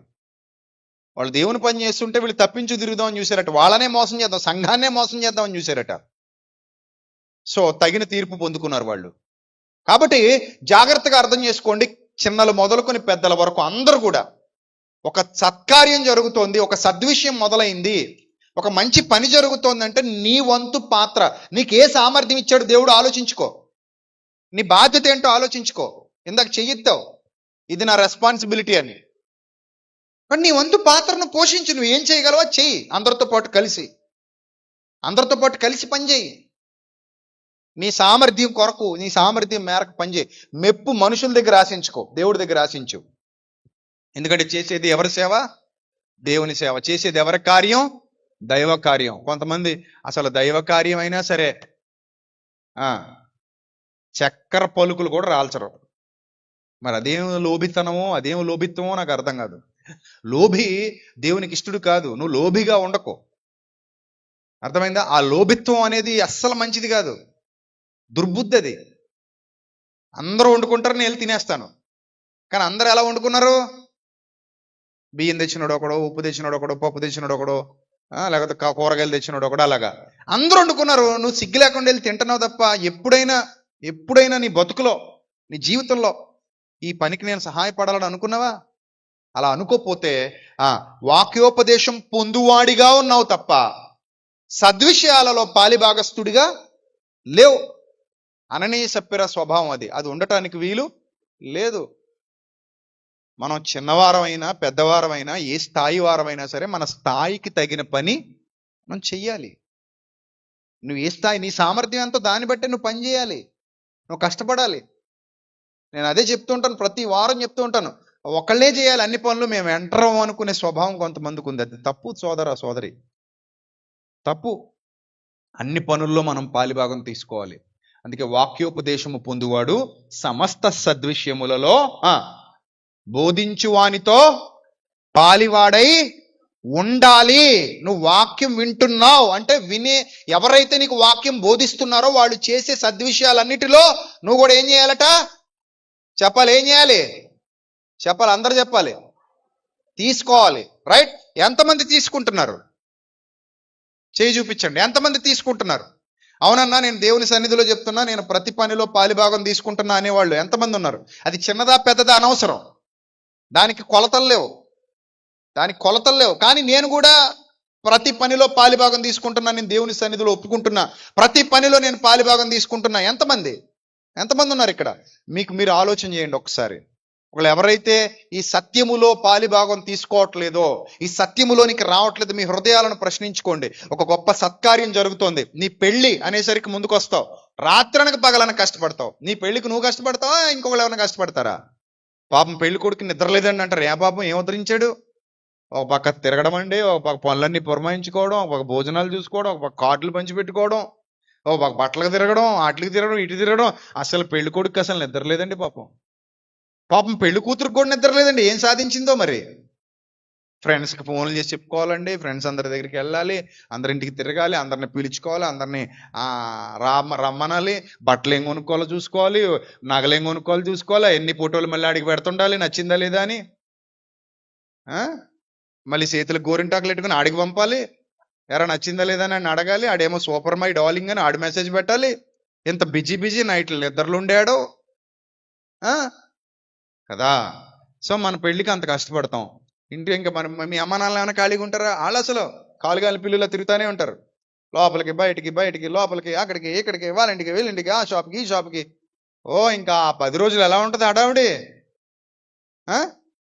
పెళ్లి కదండి, బిజీగా ఉన్నామండి. ఏంటట? బిజీ. సో నీ పెళ్ళి అనేసరికి అంత బిజీగా ఉంటావు, నీ ఇంట్లో పెళ్ళి అనేసరికి అంత బిజీగా ఉంటావు, నీ ఎఫర్ట్స్ పెడతావు. కానీ దేవుని పని అనేసరికి సంఘం మాదేనండి, సంఘం సెమినార్ మాదేనండి, అన్ని మావే. మరి నువ్వేం చేస్తున్నావు ఇక్కడ? నేనేముందండి గోళ్ళు గిలుకుంటూ కూర్చుంటానండి, అంతే. మాదే సెమినార్, మాదే సంఘం, మాదే. కానీ నువ్వేం చేస్తావు? గోళ్ళు గిల్లుకుంటూ కూర్చుంటానండి ఇంట్లో.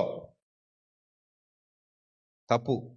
అందుకే ఇక్కడ రాయబడిన మాట, నేనేనా సొంత మాటలు చెప్పట్లా, నీ ఆశీర్వాదాన్ని నువ్వు పోగొట్టుకుంటావు, నో డౌట్ ఎట్ ఆల్. నీకు సామర్థ్యం ఉండి కూడా మేలు చేయుటలో చేతనైన సాయం చేయవలసిన స్థితిలో నీ చేయి వెనుకకు తీస్తే ఏమన్నాడు సామెతల గ్రంథంలో? మేలు చేయుట నీ చేతనైనప్పుడు అది చేయదగిన వానికి చేయకుండా వెనుకకు తీయకు. అందుకే ఇక్కడ చాలా ఖచ్చితంగా చెప్తున్నాడు గలతీ పత్రికలో సంఘానికి, ఆ మోసపోకండి, దేవుడేం వెక్కిరింపబడడు. నేను చాలాసార్లు చెప్పాను.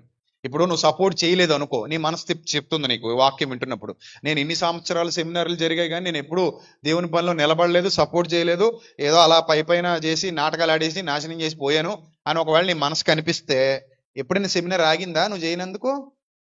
చెప్పు, ఎప్పుడైనా ఆగిందా? ఏదైనా దేవుని పని ఆగిందా?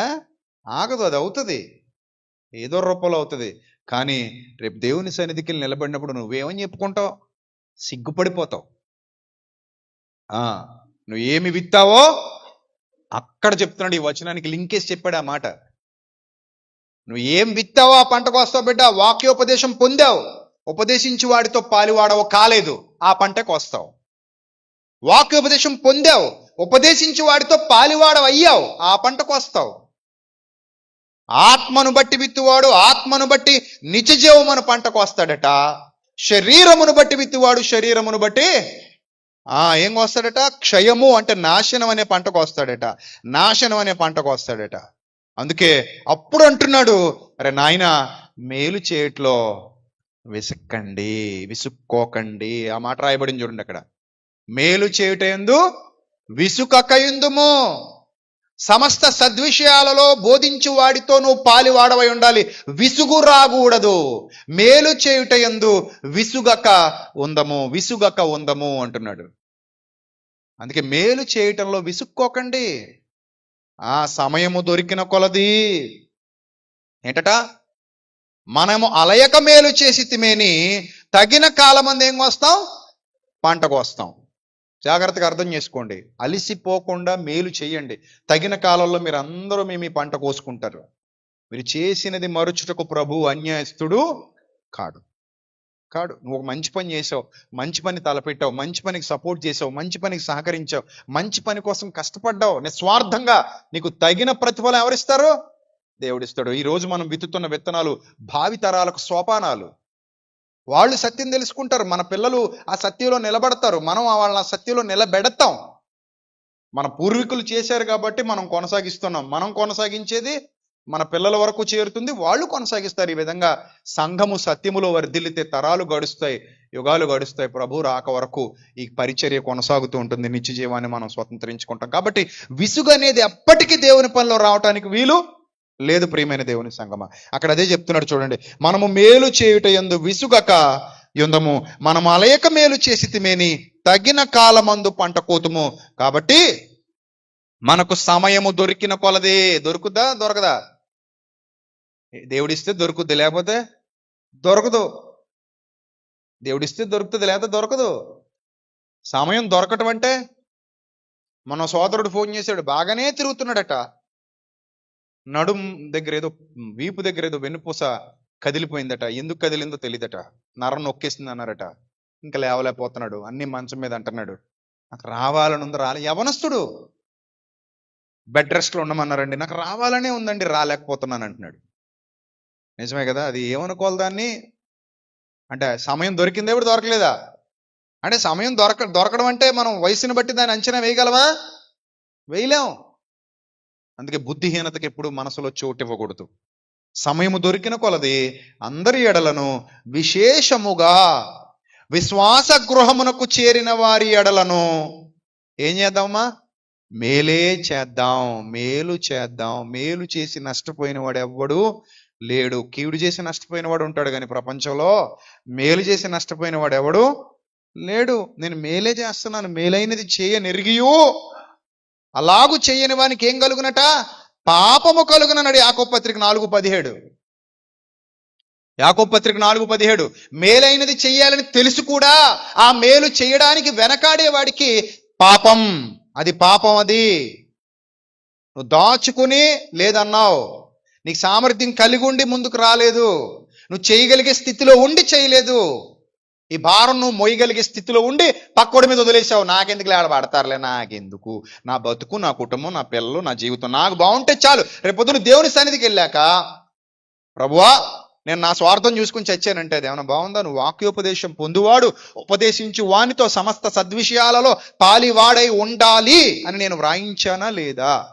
జరుగుతున్న సత్కార్యాన్ని నువ్వు ఎందుకు విస్మరించావని ప్రభు అడిగితే అందరి సమాధానం ఉంటుందా? ఉంటుందా? ఉండదు, ఉండదు.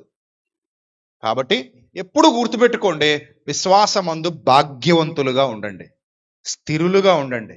ప్రభు కార్యాభివృద్ధి యందు ఎప్పటికీ అన్నాడా, అప్పుడప్పుడు అన్నాడా? ఎప్పటికీ ఆసక్తులై ఉండండి, ఎప్పటికీ ఆసక్తులై ఉండండి. నువ్వు చెయ్యకపోయినా మరొకరి ద్వారా దేవుడు జరిగించుకుంటాడు. ఎస్తేరుతో అదే అన్నాడు మొర్దెకై, అమ్మా ఈ సమయమును నువ్వు వెళ్ళవా, సహాయం మరో చోట నుండి వస్తుంది, కానీ నువ్వు లెక్క అప్పచెప్పాలన్నాడు. ఎస్తేరుతో అంటాడు, ఇందు నిమిత్తమే ఇక్కడికి వచ్చావేమో, ఈ స్థితికి వచ్చావేమో, నువ్వు రాని స్థానంలో కూర్చున్నావంటే ఇందు నిమిత్తమే వచ్చావేమో, నీకు దేవుడు అందుకే ఆ సామర్థ్యం ఇచ్చాడేమో, ఎందుకే నన్ను ఆశీర్వదించాడేమో, ఎందుకే నీకు నీ స్థాయికి తగని స్థితి ఇచ్చాడేమో. నువ్వు రాని అవే ఛాన్సే లేదు, కానీ నిన్ను రానించేశాడంటే దాని అర్థం ఇందు నిమిత్తమే వచ్చావేమో. నువ్వు చేయదగినది వెనుక తీయకుండా చెయ్యి, నీ సామర్థ్యం కొలది పని చేయి, నీ సామర్థ్యం కొలది కష్టపడు, దేవుడిని ఆశీర్వదించిన కొలది నువ్వు పని చేయి, కష్టపడు, శ్రమపడు, ఆ దీవెన పొందుకుంటావు, ఖచ్చితంగా ఆ దీవెన పొందుకుంటావు. ఆయన నిన్ను విడువడు, ఎడబడి ఏదో రూపంలో ఆ ప్రయాసకు తగిన ప్రతిఫలం దేవుడు మళ్ళీ నీకు అన్ని సమకూర్చి పెడతాడు. ఏదో రూపంలో నేను వెతుక్కుంటూనే వస్తుంది, ఏదో రూపంలో నేను వెంబడిస్తూనే వస్తుంది. నీ శోధనల్లోనో, నీ కష్టకాలంలోనో, నీ శ్రమకాలంలోనో ఓదార్పునిస్తాడు. అప్పుడు నీకు కావలసిన మేలంతా నీకు అనుగ్రహింపబడుతుంది. ఎందుకంటే నువ్వు నిస్వార్థంగా నీతిని, రాజ్యాన్ని వెతికావు కాబట్టి, మొదటి స్థానాన్ని ఆయనకి ఇచ్చావు కాబట్టి. గుర్తుపెట్టుకో ప్రియమైన దేవుని సంగమా, నాయకుడు ఏ సత్కార్యం చేస్తున్నాడో ఆ సత్కార్యంలో మీరందరూ ఏమవ్వాలి? పాలిభాగస్తులు అవ్వాలి. ఇది అందరి బాధ్యతని వాక్యం సెలవిస్తోంది. కాబట్టి గుర్తుపెట్టుకోండి, జరగబోవు దైవ కార్యక్రమాన్ని ఘనంగా జరిగిద్దాం. అనేక మందికి దీవెనకరంగా మనం నిలబడదాం, అనేక మందికి ఆశీర్వాదకరంగా మనం నిలబడదాం. నశిస్తున్న వారిని సత్య మార్గంలో ఉజ్జీవింపజేసే కార్యం ఇక మన మధ్యలో ఆదివారాలు కూడా లేవు. This is the last Sunday. మనం సెమినార్కి వెళ్ళిపోతున్నాం. నెక్స్ట్ మనం ఎందులో అడుగు పెడతాం? సెమినార్లో అడుగు పెడతాం. ఉదయం 9 గంటలకి క్లాస్ స్టార్ట్ అవుతుంది. ఉదయం 9 గంటలకి ఎట్టి పరిస్థితుల్లో ప్రోగ్రాం స్టార్ట్ అయిపోద్ది 11వ తేదీ. అక్కడ నుంచి నిర్విరామంగా పనులు జరుగుతూనే ఉంటాయి. ఇక మన మధ్యలో 3 రోజులు మాత్రమే ఉన్నాయి, పనులు మాత్రం చాలా ఉన్నాయి.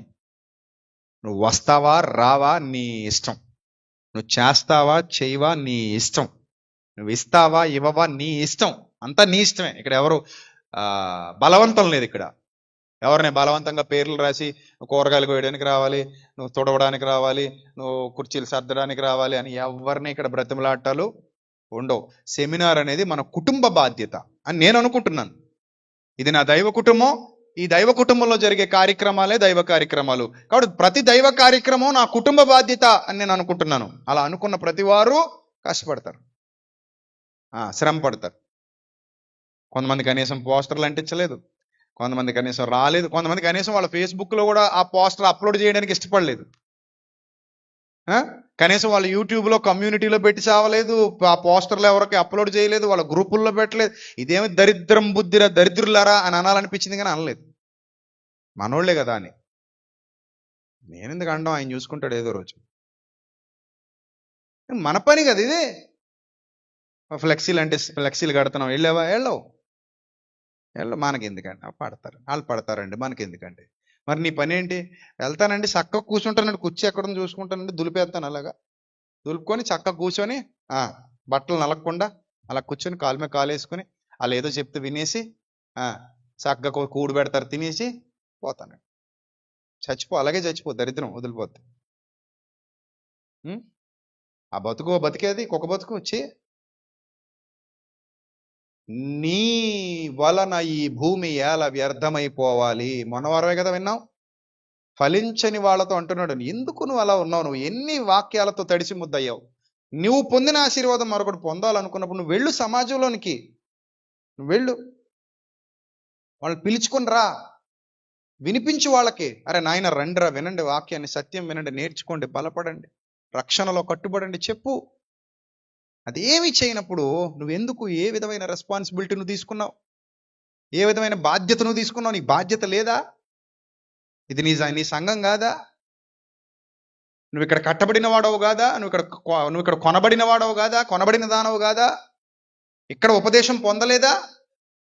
మరి ఎందుకు అంత బాధ్యత రాహిత్యం? అందరూ కాదు, ఎవరో కొందరు ఉంటుంటారు అలాగా. ప్రతి సంఘంలో ఈ సమస్య ఉంటుంది. Not only here. ప్రతి సంఘంలో కొంతమంది బద్ధకస్తులు ఉంటారు, సోమరిపోతులు ఉంటారు, లోభులు ఉంటారు. వాళ్ళు పని చేయరు, అలా ఉంటారు అంతే. ఉన్నామమ్మా అన్నట్టు, మేము ఉన్నాం అన్నట్టు. So that is not correct. చాలా ఖచ్చితంగా చెప్తున్నా, నేనైనా నువ్వైనా మనము దేవుని బాధ్యత భుజాల మీదకు ఎత్తుకున్న వారము. సో కాబట్టి ఖచ్చితంగా మనం దేవుని సన్నిధిలో నిలబడాలి. అనేక మందికి మేల్కొల్పుగా ఉండాలి మన బ్రతుకు, అనేక మందికి ఉపయోగకరంగా ఉండాలి, అనేక మందికి దీవెనకరంగా ఉండాలి. నువ్వు చేయకపోయినా అది ఆగదు, నువ్వు సపోర్ట్ చేయకపోయినా ఏది ఆగదు, నువ్వు కష్టపడకపోయినా అది ఆగదు, నువ్వు శ్రమ పడకపోయినా అది ఆగదు. కానీ ఒక స్వరం మన చెవులకు వెళ్ళింది అంటే దాని అర్థం ఏంటో పరీక్షించుకో. ఈ మధ్యాహ్నకాల సమయంలో దేవుడు హెచ్చరిస్తున్నాడు, నాతో మాట్లాడుతున్నాడు, నన్ను అడుగుతున్నాడు, నేను సమాధానం చెప్పాలి. అర్థమైందా? ఇది నా బాధ్యత అని నేను అనుకోవాలి, అప్పుడే నేను ఏదైనా చేయగలను. ఇది నా బాధ్యత కాదు అనుకుంటే నేను ఎప్పుడైనా విస్మరించవచ్చు, వెళ్ళిపోవచ్చు. అర్థమైందా? ఒక మనిషి దైవ చిత్తానికి లోబడినప్పుడు ఆ దైవ చిత్తం కోసమే శ్రమ పడతాడట, ఆ దైవ చిత్తం కోసమే కష్టపడతాడట. ఏది మేలో అదే ఎన్నుకుంటాడట. చివరికి ఒక మంచి మాట చెప్తున్నాడు వినండి. మోజెస్ ఒక పక్క ఐగుప్తు సింహాసనం ఉంది, కానీ ఏది మేలని ఎన్నుకున్నాడు? ఏది మేలనుకున్నాడట? ఐగుప్తు సింహాసనం మీద కూర్చొని సుఖపడటం మేలనుకున్నాడా? ఏది మేలనుకున్నాడు? హెబ్రీ పత్రిక 11:25 చదవండి. క్రీస్తు విషయమైన నింద గొప్ప భాగ్యము, దేవుని ప్రజలతో శ్రమ అనుభవించటం మేలట. ఏముంది అక్కడ? దేవుని ప్రజలతో శ్రమ అనుభవించటమే మేలు. నేను దేవుని ప్రజలతో శ్రమ అనుభవించడం కంటే మేలు ఇంకోటి లేదు. అదేంటి, ఐగుప్తు సింహాసనం మీద కూర్చోవా, అంతఃపురాల్లో తొలతోగవా, అక్కడ అందమైన అమ్మాయిలు ఉంటారు, రాణులు ఉంటారు, వాళ్ళతో ఎంజాయ్ చేయొచ్చు కదా, వాళ్ళందరినీ పెళ్లి చేసుకొని ఐగుప్తు రాజుగా నీ దాసులు, దాసీలు, చెలికత్తెలు, సైన్య సమూహాలు, భోగ భాగ్యాలు అవన్నీ వదులుకొని దేవుని ప్రజలతో శ్రమ అనుభవిస్తావా? అది మేలా? ఎస్, దేవుని ప్రజలతో శ్రమ అనుభవించటమే మేలు.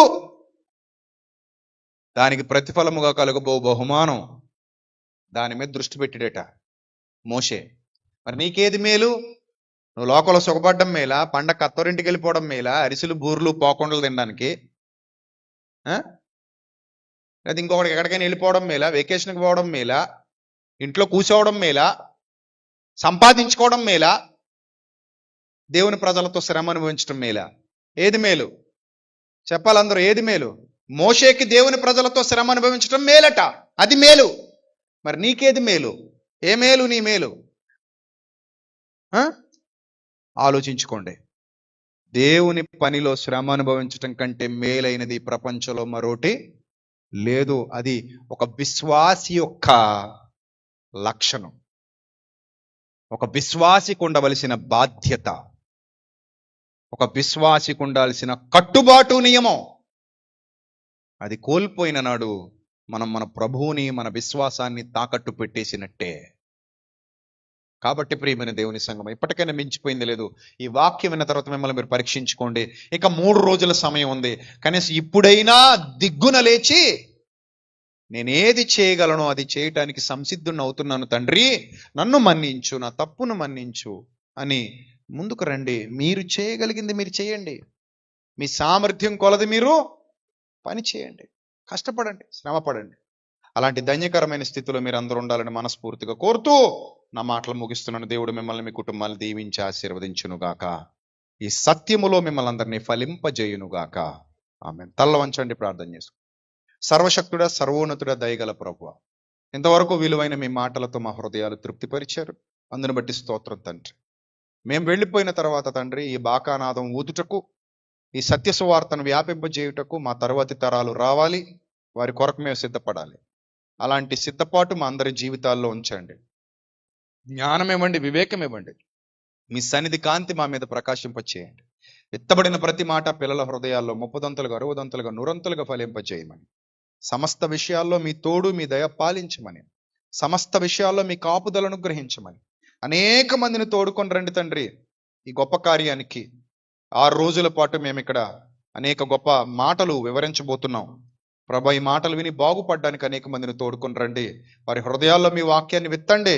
ప్రభా ఈ వాక్యపు పండుగలు ఘనంగా జరిగించండి తండ్రి. దుష్టుడు ఏ విధంగా ప్రభా మమ్మల్ని శోధించకుండా, దుష్టుడు ఏ విధంగా మాకు ఆటంకాలు కలిగించకుండా, దుష్టుడు ఏ విధంగా మాకు ఇబ్బంది కలుగు చేయకుండా తండ్రి, మేము యథార్థవంతులుగా మీ సన్నిధిలో నిలబడటానికి, అనేక మందిని నిలపటానికి మీ కాపుదల మాకు దయచేయమని ఘనత, మహిమ, ప్రభావాలు మీకు చెల్లిస్తూ కష్టపడుతున్న బిడ్డలకు, వారి కుటుంబాలకు ఇంకా సమృద్ధి అనుగ్రహించమని ప్రభా గుప్పిలి విప్పి ఎంతమంది బిడ్డలైతే తండ్రి ప్రత్యక్షంగా పరోక్షంగా దూర ప్రాంతాల నుండి కూడా సహకరిస్తున్నారో వారికి, వారి కుటుంబాలకి ఈ నూతన సంవత్సరం అంతా ఎడతగిన దీవెనలు అనుగ్రహించమని వేడుకుంటున్నాను తండ్రి.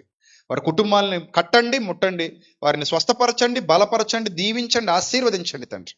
మొదట మీ నీతిని, రాజ్యాన్ని వెతుకుతూ ఉండగా వారికి కావలసిన సమస్తము మీ యందు నిలువబెట్టి అనుగ్రహించమని, మీ మాటలు యందు నిలిపి అనుగ్రహించమని, పరసంబంధమైన దీవెన, ఆత్మ సంబంధమైన ఆశీర్వాదం ప్రతి కుటుంబం మీదకి నూతన సంవత్సరంలో పంపించమని వేడుకుంటున్నాను తండ్రి. దయగల ప్రభ కష్టపడుతున్న బిడ్డలకి ఏ అపాయం సంభవించకుండా వెనక ముందు మీ దూతలను కంచిగా ఉంచండి.